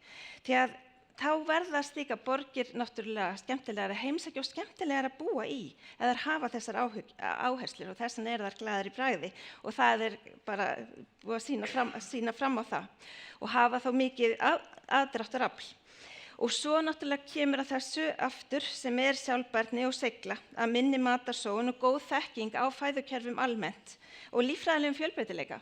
Ég vissi til dæmis ekki af þeirri stefnu sem þannig allt tengist þetta saman. Við erum búin að heyra sveppa, tína sveppi og þá get ég nefnt ber og fleira þannig. Þannig að það mikilvægt að horfa á þetta allt í einni mynd. En hún, bara matur snertir líf okkar á svo margan hátt. Mér langaði að lauma þessari mynd hér inn. Hún sýnir skýrt hvernig áherslur á stefnumótun og aðgerðir sérstaklega geta haft áhrif á svo afskaplega margt. Allt frá náttúrulega bara einstaklingsbundnum valkostum og félagslegu umhverfi til stofnana, þessu byggða umhverfi. og á efnahag. Þannig að rannsóknir sýna að til að ná fram breytingum á fæðukerfum og fæðuneyslu og fæðuumhverfinu að þá mjög mikilvægt að blása til aðgerða á mörgum stigum samtímis. Og við vitum kannski meira núna en við vissum fyrir nokkrum árum síðan. Því að samhæfðar stefnumótandi aðgerðir skapa styðjandi umhverfi við hver aðra og mér dettur svo margt í hug því ég er búin að sitja hérna í dag og hlusta. Meðal alþjóðlegra dæma fyrirmyndir fyrir matarstefnur að þá oftast nefnd borgin Mílanó á Ítalíu, en hún ein af þeim borgum sem hafa náð hvað bestum árangri í að gera góðar stefnur og aðgerðaáætlanir, fylgja þeim svo eftir með skuldbindingum og ná fram sýnilegum breytingum. Sem dæmi má nefna umbætur á skólamáltíðum, í átt að næringarríkari mat og að meiri gæðum eins og í gangi hér náttúrulega í Reykjavík, að styðjast við matar úr heimabyggð, veruleg minnkun matarsóunar, vel stutt við borgarbúskap og baráttu gegn fæðuóöryggi í hverfum þar sem það var hátt. Mílanó hleypti einnig af stokkunum matvælastefnu sáttmála fyrir borgir sem hefur verið undirritað af hundruðum borgum allan heim og þessi stefnumótun var í raun og veru ein af fyrirmyndum að þeirri prýðus matarstefnu sem Reykjavíkurborg á og verið uppfæra núna. Svo áhrifin af þeirri vinnu til staðar í eldri stefnunni, en skýrt markmið þeirra sem nú í vinnslu að tryggja mælanlegan árangur á heilsu, jöfnuð og sjálfbærni með aðgerðum á sviði matar og næringar. Og byggir það á þessari gildandi matarstefnu en einnig öðrum samþykktum borgarinnar og stefnum. Þannig að það í takt við nýja tíma og mikil áhersla lögð á það í dag í fræðunum að tengja margar stefnur og aðgerðaáætlanir saman á virkan hátt, ekki bara í orði, því að þá enn líklegra að árangur náist. Fleira má nefna, hér Gent í Belgíu sem með mjög einföld markmið þarna hægra megin, bara stuttar sjálfbæra fæðukerfur, sjálfbær matur fyrir alla og matarsóun. En það sem langaði að vekja athygli á hér að þarna í miðjunni taldir upp 32 meðlimir og samstarfsaðilar úr fæðukerfinu í og við Gent. Samfélagsgarðasamtök, borgarasamtök, þekkingarstofnanir, háskólarnir, frumkvöðlar. Þannig að þeir þekkja þá vel til stefnunar og koma inn og styðja við ný og spennandi verkefni svo allir taka þátt í einhvern veginn að gera þetta saman og tóku þátt í innleiðinguna og gæti verið spennandi að gera þetta líka hér. Þá skulum við hendast Kaupmannahafnar snöggvast sem byggir sína stefnu á 5 þemum og þær pínu öðruvísi. Máltíðir verða að gefa góða næring og byggja undir heilsu. Það alltaf. Bragð, gæði og matargleði verða að vera aðalatriði alltaf. Máltíðir verða að vera sjálfbærar og stuðla að góðu loftslagi og mikilvægt að stuðla vel við samfélagið, matamenningu og næringarlæsi og Kaupmannahöfn á að vera heilsusamleg, græn og lífleg matarborg. Þið sjáu að þarna kveður aðeins við annan tóna hjá hinum, meiri stemning kannski og eiginlega í stíl við fleiri norrænar borgir sem allar eru búin að gera sína matarstefnu þó að hver hafi sínar áherslur og eiginleika. Og líka norræna ráðherranefndin hefur mjög mikið stutt við gerð slíkra stefna. Mér langaði bara að benda hérna í Kaupmannahöfn, það skrifar hérna fjöldinn allir á stjórnmálumönnum sem sinna mismunandi hlutverkum innan borgarinnar að þeir skrifa undir opinberlega, þeir ætla allir að gera allt sem þeir geta til þess að stuðla að þessari stefnu. Og aðeins meira fyrir Kaupmannahöfn því orðið næringarlæsi eða food literacy kom fyrir á glærunni hérna áðan og líka hér. Og hér ekki bara átt við þekkingu eins og maður myndi halda, heldur líka færni sem svo mikilvæg einmitt þegar kemur að mat. Að kunna elda mat, fara með mat og jafnvel rækta mat og svo framvegis. Þá vilja margir bæta við hæfileikanum að skipuleggja sig hérna þegar kemur að því að kaupa í matinn og það vissulega krefst skipulags. En þetta með færnina sér maður í afskaplega mörgum stefnum, nýlegum stefnum og áhersluna á það sem kallað teaching kitchen eða culinary kitchen eða matreiðslu eldhúsi. En rannsóknir sýna að með því að skapa sameiginleg rými þar sem fólk lærir að elda saman, byggja upp færni að það eykur sjálfstraust, fjárhagsleg sjálfstæði og félagsleg tengsl eru mun líklegra að gerist við þær aðstæður heldur en þegar þú situr í skólastofu og stuðla miklu líklegra breytingar eigi sér stað. Þannig að með því að fella mögulega kennslu eldhús inn í matarstefnu borga þá verður hún að viðurkenndum félagslegum innvið. Við erum búin að horfa á margt hérna áðan en þetta væri eitthvað sem væri möguleg viðbók sem styrkir bara veljan, jafnrétti og fæðukerfi hverfana. En á þetta nú við hjá okkur í þessari minni borg. Eru minni borgir eins metnaðarfullar og Kaupmannahöfn? Og þá ætla ég að nefna nokkra breskar borgir á starfi Reykjavík eða höfuðborgarsvæðið. Hérna bara Brighton and Hove. Og þarna sjáum við Community Kitchen, þarna fyrir miðju, að það líka lögum mikil áhersla á möguleikann að rækta mat eins og við höfum heyrt hér í dag. Og hér sama áherslan á áður, á heilsusamlegan mat með sjálfbærni ívafi. En hér og sami tónn og áður, en hins vegar auka sýnileikan á næringaríkum mat og efla hamingju fólks. Ég held að við gætum kannski flétta því inn líka, sem er verðugt verkefni. Hér ekki texti sem það að rýna, heldur ætla ég bara að sýna að þarna finna þér leið til að segja, hei, þú sem ert hérna fyrirtæki, þetta getur þú gert til að efla stefnuna, skólarnir, hvað geta þeir gert, hvað getur þú sem íbúi gert til þess að efla okkur í að ná fram þessari stefnu og svo framvegis. Borgir hafa líka fyrir mjög mismunandi leiðir í að draga úr ójöfnuði og auka fæðuöryggi meðal íbúanna, sérstaklega þeirra sem standa höllum fæti, meðal annars með samfélagsfélaga máltíðum, kennslueldhúsum, ísskápum, margar mismunandi leiðir sem hafa verið farnar því að auðvitað það sama hentar ekki öllum. Og kannski það mikilvægasta, samráðsferlið við bæði gerð en ekki síður framkvæmd aðgerðaáætlana sem styðja við stefnuna. Og þarna til dæmis að gera hverju ættum við að forgangsraða, hafa spurningalista það, sumir setja bara stefnuna á gátt til umsagnar, en síðan eftir að hún samþykkt að kalla til marga mismunandi fókushópa til að finna bestu leiðirnar að því til að aðgerðirnar nái sem bestum árangri. Og það er kannski það sem rannsóknir hafa sýnt, að þegar þú nærð öllum með þér, að þá verður svona eignarhald á stefnunni miklu meira. Og bara síðasta dæmi Bristol á Englandi, þar hefur verið unnið kraftaverk við að gera stefnu og aðgerðaáætlun og fylgin eftir, því að oft bara stefnu og aðgerðaáætlun svo er kannski ekki alveg fylgt eftir, því það oft það sem vill brenna við.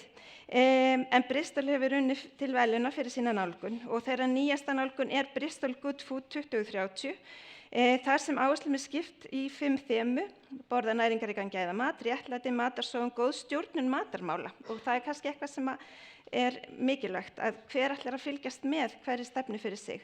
Staðbundið matvælahagkerfi og ræktun í þéttbýli. Þetta eru algjörlega sömu þemu, en það er líka áhugavert hér að öll efnin eru eins og einhver talaði áðan. Þau eru sett fram sem mælanlegar einingar, sem er svo mikilvægt. Að matarsóun, að óskilgreint sorp hafi minnkað 10% 2030, geta fólks til að elda hafi aukist, en þetta krefst þess náttúrulega að við séum að mæla og meta árangur sem er náttúrulega ómetanlegt við hverja uppfærslu stefnunar. Og hér áfram, bara síðustu 2 þemun, en alltaf komum við aftur að kennslueldhúsinu sem virðist vera þema í öllum nýjum stefnum. Það sem er líka áhugavert í Bristol að þau létu ekki staðar numið, við erum náttúrulega hérna með Good Food and Catering Procurement Policy og erum að vinna öttulega því eins og við heyrum á eftir hjá henni Ellen, en þau fara líka að horfa til hvernig erum við að auglýsa, auglýsingar gagnvart börnum og auglýsingar í íþróttahúsum, að láta sig allt varða sem snýr að svona vegferð barna til dæmis og þar eru auglýsingar náttúrulega eitthvað sem þarf verulega að horfa á, það vitum við. Góðar stefnur og aðgerðaáætlanir, bara þetta í raun. Stefnur og svona aðgerðaáætlanir hafa kannski bara síðustu 10-15 ári verið til staðar og það sem maður sér núna ef eitthvað á að gerast, það þurfa að vera skýrar, það þurfa að byggja á gögnum, það þurfa að vera unnar í samráði við marga aðila og þess að þau ert að vinna þær. Aðgerðir tilheyra hverjum hluta stefnunar, ekki bara sumum. Ábyrgðaraðilar og samstarfsaðilar þurfa að vera skýrir, tímalína, fjármögnun er það sem kemur alltaf efst, að það brennur við, en kannski má reyna að finna hvar eru það sem kallast low hanging fruit, hvar er auðveldast að gera eitthvað. Skýrt hvað er mælikvarði á árangur og tengingar við aðrar stefnur, borgarinnar, ríkisins, alþjóðlegar, að það sé horft á þetta í einni heild. Og svo kemur að því sem að það séu vel kynntar og nýttar. Og það virðist líka í mörgum rannsóknum kemur í ljós að það eru gerðar, það er lagt mikið á sig til að gera þær, það eru ofsalega flottar, en svo brennum við að kynna þær og þess vegna er það minna nýttar. Og svo þetta, góð verkstjórn, að það sé einhver verkstjóri yfir hverri stefnu og reglulegt endurmat að sjálfsögðu. Og þá aftur að núverandi uppfærslu og stefnu í aðgerðaáætlun borgarinnar að eina af þeim helstu áherslum og tækifærum kannski sem hafa verið skilgreind eru þessar opinberar máltíðir sem tæki til að hafa áhrif. Því að þessar 20.000 máltíðir sem eru framleiddar á hverjum degi hjá borginni eru náttúrulega ómetanlegt tækifæri að hafa áhrif á líf barna, ungmenna, eldri borgara og auk þess sem aukið aðgengi eykur réttlæti. Og áherslan á þá að framleiddar máltíðir gefur einmitt þessi svona, þá getur hort á matarsóun úr þeirri áttinni. Þannig það að aðgerðaáætlun á að setja fram skýrar, fjárhagslega raunhæfar og ábyrgðarsettar aðgerðir til að bæta mataræði, næringarstöðu og sjálfbærni í Reykjavík og þetta bara frábær vinna sem hefur verið unnin og kannski svona bara helstu breytingar til dags dato, þó hún sé náttúrulega ekki tilbúin, að yfirmarkmið fyrirstefnu voru 5 en tillögur að nýjum yfirmarkmiðum eru matvælaframleiðsla í Reykjavík, sjálfbærni, gæði og betri nýting matar sem yfirflokkar og svo þá margar undirflokkar og aðgerðaráætlun undir hverju þessa. Þarna hefur betri nýting matar verið færð upp með sjálfbærninni og síðan þá fæðuöryggi bætt við líka. Og aðgerðaráætlun fyrir stefnu hefur þá verið sett inn á rétta staði þar sem að fólk vill halda áfram með og svo hefur verið að vinna að þá fleiri þáttum. Þetta eru sem sagt A, B, C og D. Síðan það þá þessi þáttur sem mér er svolítið hugleikinn, þetta með að sem sagt hver á hana og hver ætlar að fylgja henni og allir finnist þeir eiga þessa stefnu, við þurfum öll að borða á hverjum degi, hvort að þetta sé hugmynd að sé einhver matar- og næringareining Reykjavíkurborgar, að starfsmenn af öllum sviðum borgarinnar vinni sameiginlega innleiðingu og framkvæmd, að það sé fagleg stjórn varðandi matarmál borgarinnar sameinuð undir einhvers sérfræðings og þá hans teymis og hans þá að einhvers konar stöðuskýrsla. Þetta hefur gefist vel annars staðar en þið vitið betur hvernig borgin virkar en það þarf alltaf að vera þverpólitískur stýrihópur. Það bara skiptir öllu máli en þá gleymist þetta ekki á milli kosninga, svo það sé sagt. Að styðja við stað matarteymis og innleiðingu matarstefnu. Ég kannski bara enda hér að í þeim borgum þar sem árangur hefur náðst og þá hefur þessi stjórnun og yfirsýn skipt miklu máli að það sé alltaf hluti af stefnunni, hver hefur yfirsýnina og þetta í raun, við getum sagt sem svo að matarstefnur og aðgerðaáætlun þar breyta í raun sýn, að maður hefur einhverja sýn í að það verði einhver aðgerð og eitthvað gerist og það líka mjög vel þekkt að bara áfallaþol og seigla eykst ef maður á góða matarstefnu og þá hjálpa til við bara það sem við rætt hér eitthvað, vellíðan gott samfélag að því að þar sem að máltíðin í hávegum höfð þar gott að vera. Skulum við segja. Það mikilvægt að styðja myndarlega við framkvæmd slíkar stefnu sem verði ekki bara til skrauts eins og stundum vill verða. Takk fyrir.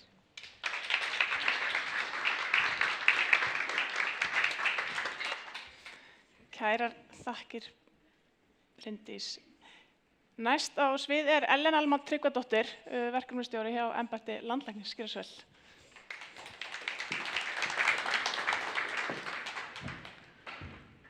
Já, komið sæl. Ég að vinna núna hjá embætti landlæknis en ég búin að vera að vinna hjá Reykjavíkurborg undanfarin 4 ár og á þeim tíma, út af því ég var að vinna hjá Reykjavíkurborg í matarmálum að þá var ég fengin í þannan starfshóp sem var skipaður núna fyrir meira en ári síðan til að meta áhrif af gjaldfrjálsum skólamáltíðum. Af því að eins og við vitið að þá voru gerðar náttúrulega skólamáltíðir gjaldfrjálsar. Og við fengum þetta verkefni þessi hópur í rauninni að meta bara hvernig þetta var að falla í kramið hjá fólki. Og í rauninni aðal markmiðið okkar var það að við ættum bara að leggja mat á nýtingu og áhrif framlags til gjaldfrjálsra skólamáltíða. Og þetta var svolítið svona vítt þannig að við ákváðum í rauninni að leggja fyrir bara 3 kannanir á mismunandi hópa og við sendum út spurningalista á bæði sveitarfélög og við sendum út spurningalista á stjórnendur grunnskóla og við sendum spurningar á í rauninni bara foreldra barna til að reyna að kanna hvað þeim finnst í rauninni þessa gjaldfrjálsu skólamáltíðir. Og við fengum 27 svör frá sveitarfélögum og í rauninni það var svolítið svona allir voru sammála þannig við dróum þetta svolítið saman, ég ætla að reyna aðeins að kynna bara fyrir ykkur helstu niðurstöðunar okkar í þessari skýrslu sem við gáum út síðasta júní. Í rauninni allir voru frekar sammála það að það væri jákvætt að öllum börnum eru núna tryggðar heitar skólamáltíðir óháð efnahag og að það væri alveg staðreynd að núna eru fleiri skólabörn að fá mat heldur en áður.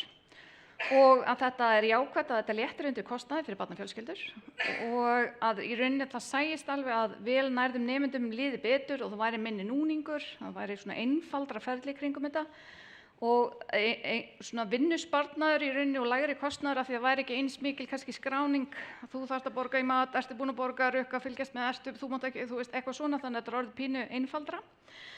En aftur á móti voru líka áskoranir, af því að, og það sem að margir kannski höfðu áhyggjur af, að þú veist, börnin fari bara ekkert að nýta þetta almennilega. Og það er kannski þannig að stundum er það þannig að nemandi er skráður í mat, en hann mætir ekkert endilega í mat. Og þannig að það var svona pínu hætta á aukin matasóun. Fólk hefur áhyggjur líka af því að nemendur séu kannski ekki að virða þetta af því þetta er ókeypis. En svo líka það sem sveitarfélögin töluðu mikið það var að þetta er aukin kostnaður. Vegna þess að sveitarfélögin í rauninni þurftu að hækka sitt framlag að greiða sinn hluta af skólamáltíðum. Af því að í rauninni að halda kannski allir að ríkið borgar bara, en það var þannig að sveitarfélög að borga hluta og ríkið borgar hluta. Og það er í rauninni þannig að sveitarfélögin borga meira og svo er það þannig að matur er bara alltaf að verða dýrari og dýrari, þannig að þetta er alveg áskorun. Og ég ákvað að henda þessu með það því að þetta virtist bara mjög óskýrt fyrir flest alla.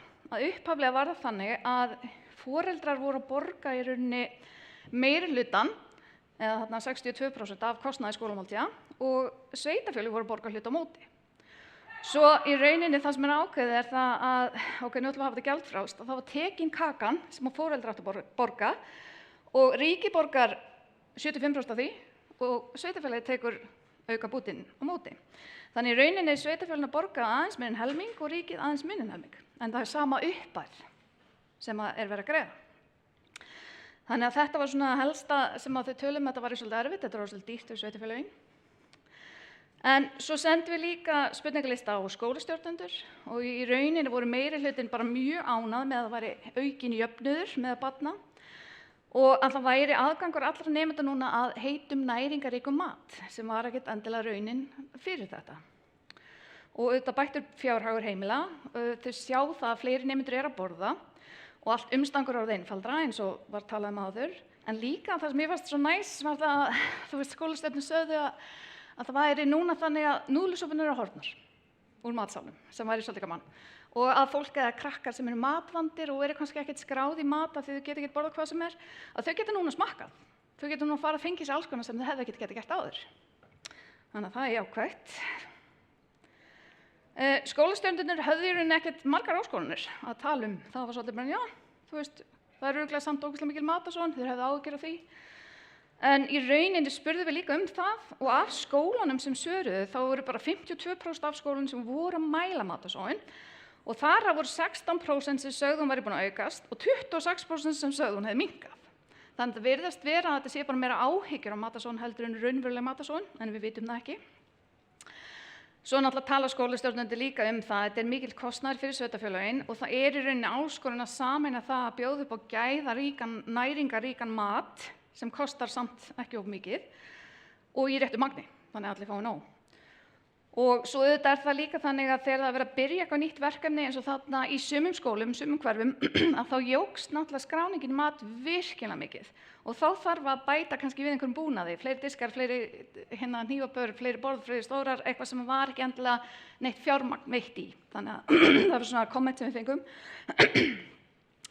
Og líka, að stundum þegar að það eykst mjög mikið skráningi mat, að þá þarf líka bara auka starfsfólk og það var ekkert andlega gert ráð fyrir því heldur.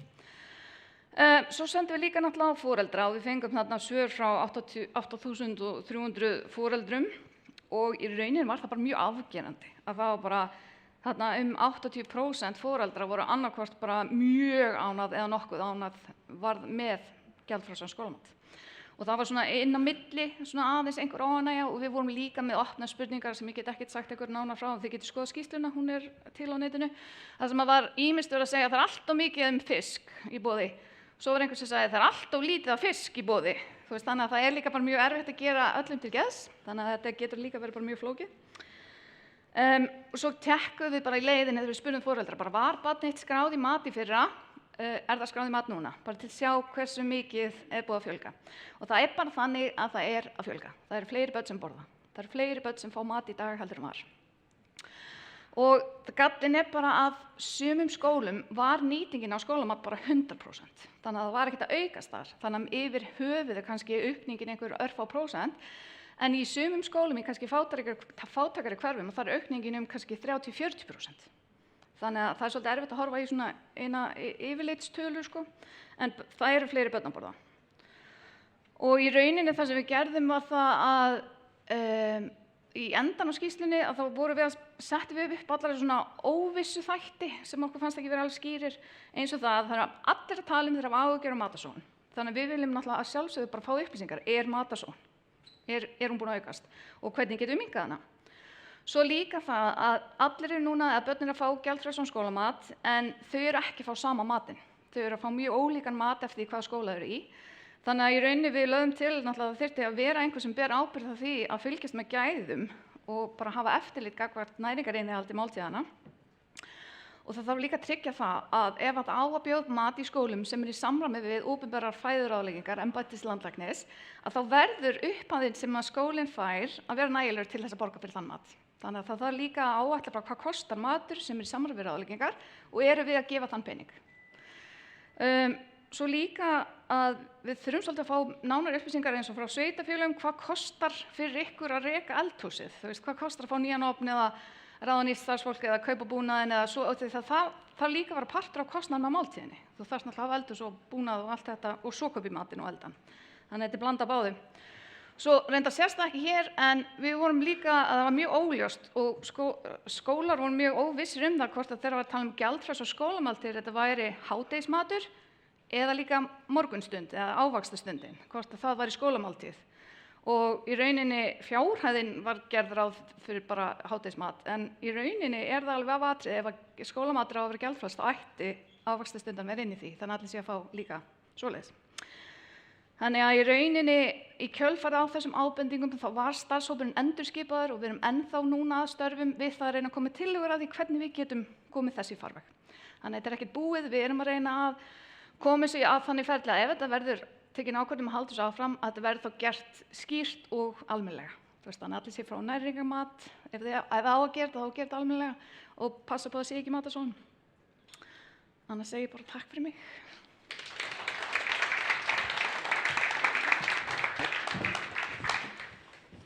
Kærar þakkir Ellen.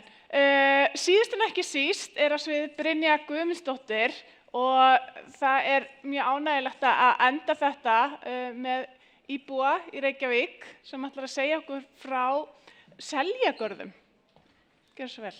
Ítur bara hérna.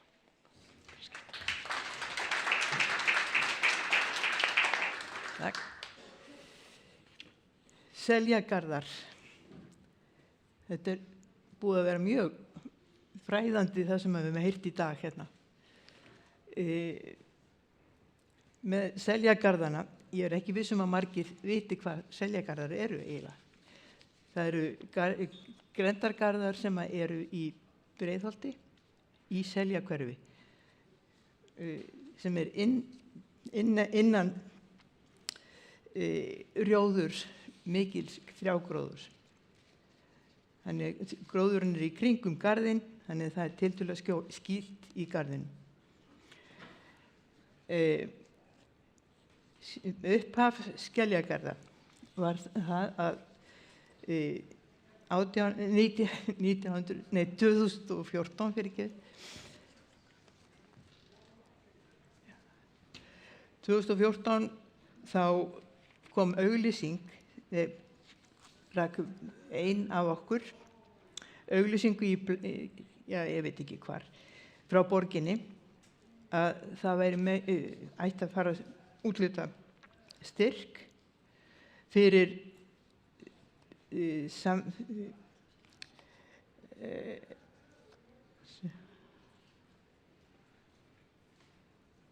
fyrir sjálfbærni og hagræði og hagsæld fyrir íbúa Breiðholts.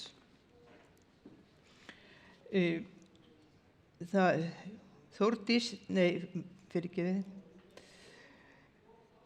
Þórey, sem er ein af okkur, hún sá þessa auglýsingu og hún hugsaði með sér, þetta er það sem ég mig alltaf langað til að gera.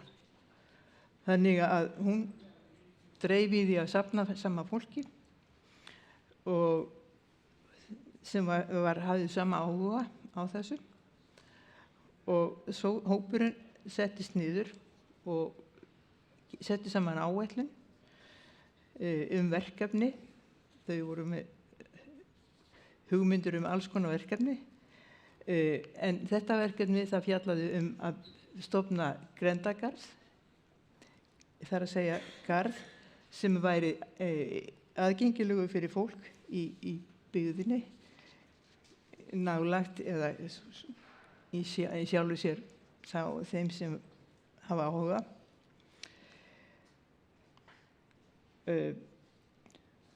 Og þessi áætlun, hún var lögð fyrir sett í styrkumsóknina og þegar styrknum var úthlutað þá hafði þessi tillaga unnið, fengið styrk. Og þar með var Seljagarður í rauninni orðin eitthvað. Í styrknum fylgdi landskiki sem áður var með skólagarða og þannig að þarna var komið land fyrir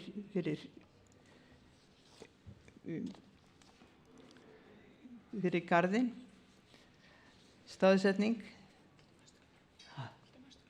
Nei, það er ekki komið að því.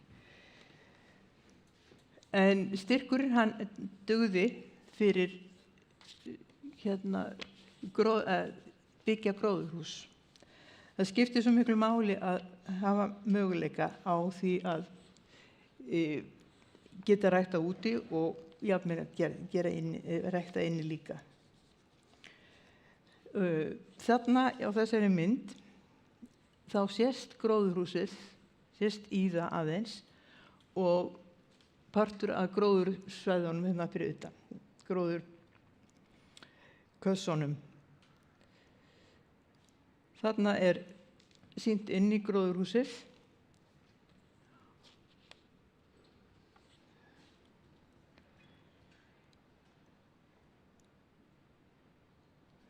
og hérna eru gróðurreitir í garðinum.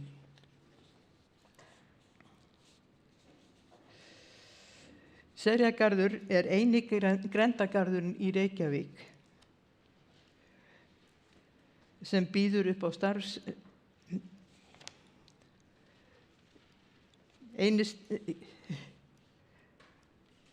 eini hverfisrekni grenndargarðurinn í Reykjavík sem býður upp á jafnt gróður úti, ræktun úti og inni í gróðurhúsi.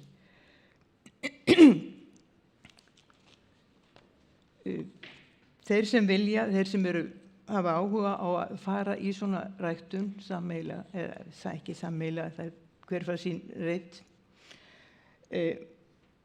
þeir geta skráð sig inn hjá seljagarður.is.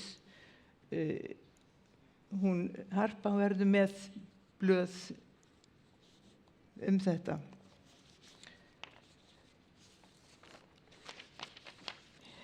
Í garðinum eru skráðir cirka 70-90 manns.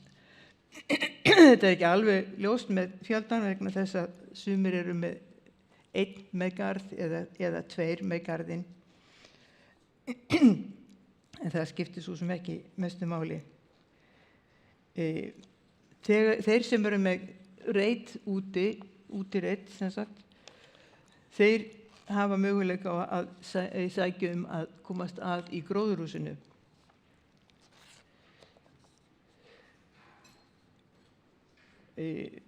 Það er þegar biðlisti til að komast í gróðurhúsið og það er ansi margir sem hafa farið fram á það beðið að fá að komast í gróðurhúsið. Þannig að það er löngu orðin tími fyrir það að fara að byggja annað gróðurhús en við bara okkur vantar fjármagn til þess að geta staðið undir því.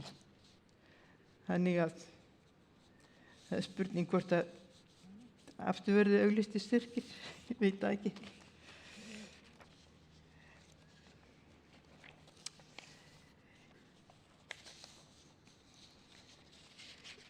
Í garðinum er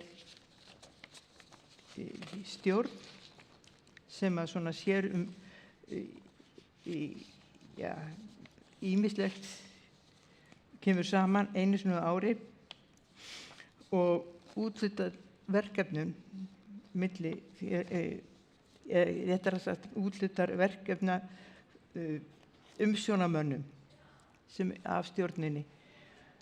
Þannig að þetta fari í gang, sem sagt, það sem talað að veri gaman og gott að gera.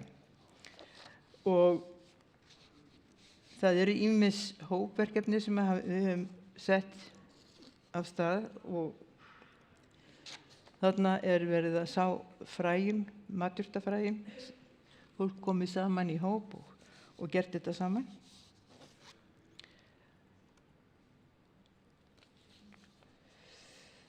Síðan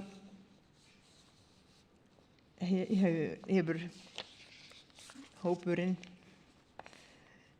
unnið ýmislegt í til dæmis byggt eldstó og barnasvæði sem er kallað ævintýragarð og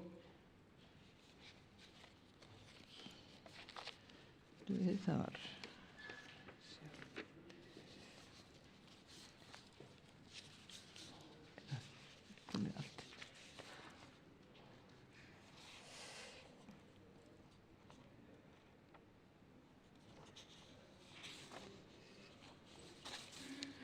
En ég vil nefna það að lokum að öll vinnan sem við hefur verið gerð í garðinum, það er gert af sjálfboðaliðum. Hérna er gæðistund við eldstóin sem að hópurum hafði byggt og útisvæði, þannig að efst uppi, það er barnasvæðið. Það var alls konar klifugrindir og svona fyrir börni. Og síðan á hausti til, þá safnast fólk saman með uppskeruna og ég held að ég segi bara takk fyrir mig. Takk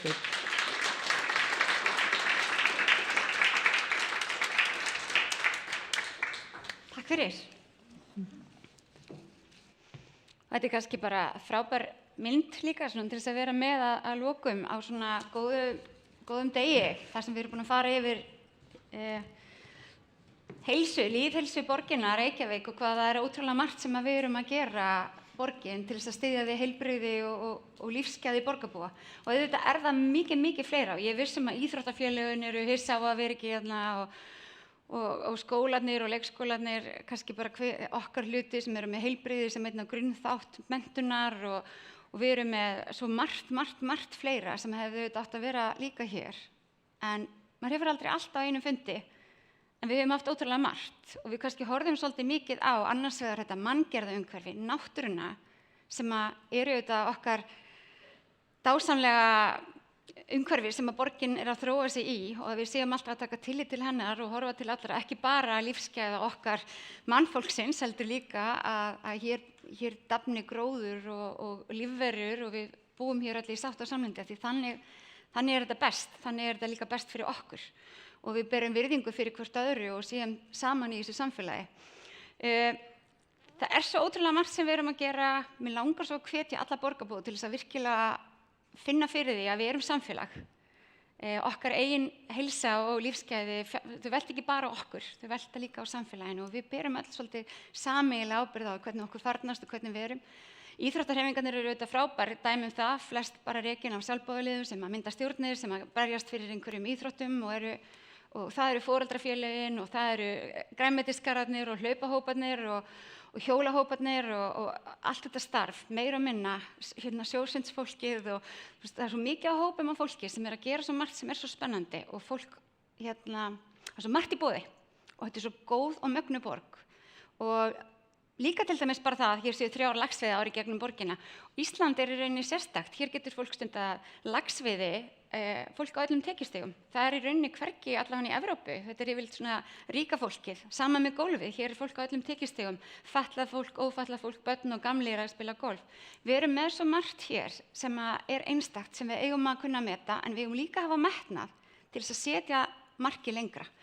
Og þess vegna finnst mér svo mikilvægt að horfa á það að við erum með þessar stefnur og við erum með þessa sýn og við erum með þessa vinnu og við viljum alltaf horfa lengra, vinna í dag en vera að horfa stutt og langt og vinna okkur á sama markmið sem gott fyrir okkur öll og það gott fyrir samfélagið, aukinn jöfnuður meðal fólks góður fyrir samfélagið, öll fái tækifæri til að taka þátt og kynna sér, það líka gott fyrir jörðina, ef jörðin lifir ekki af þá erum við nú ekki að fara að hafa það gott hérna og það gott fyrir framtíða kynslóðir ef við byggjum upp þeirra samfélag þó við verðum horfin á braut þannig að borgin okkar verði betri til lengri tíma.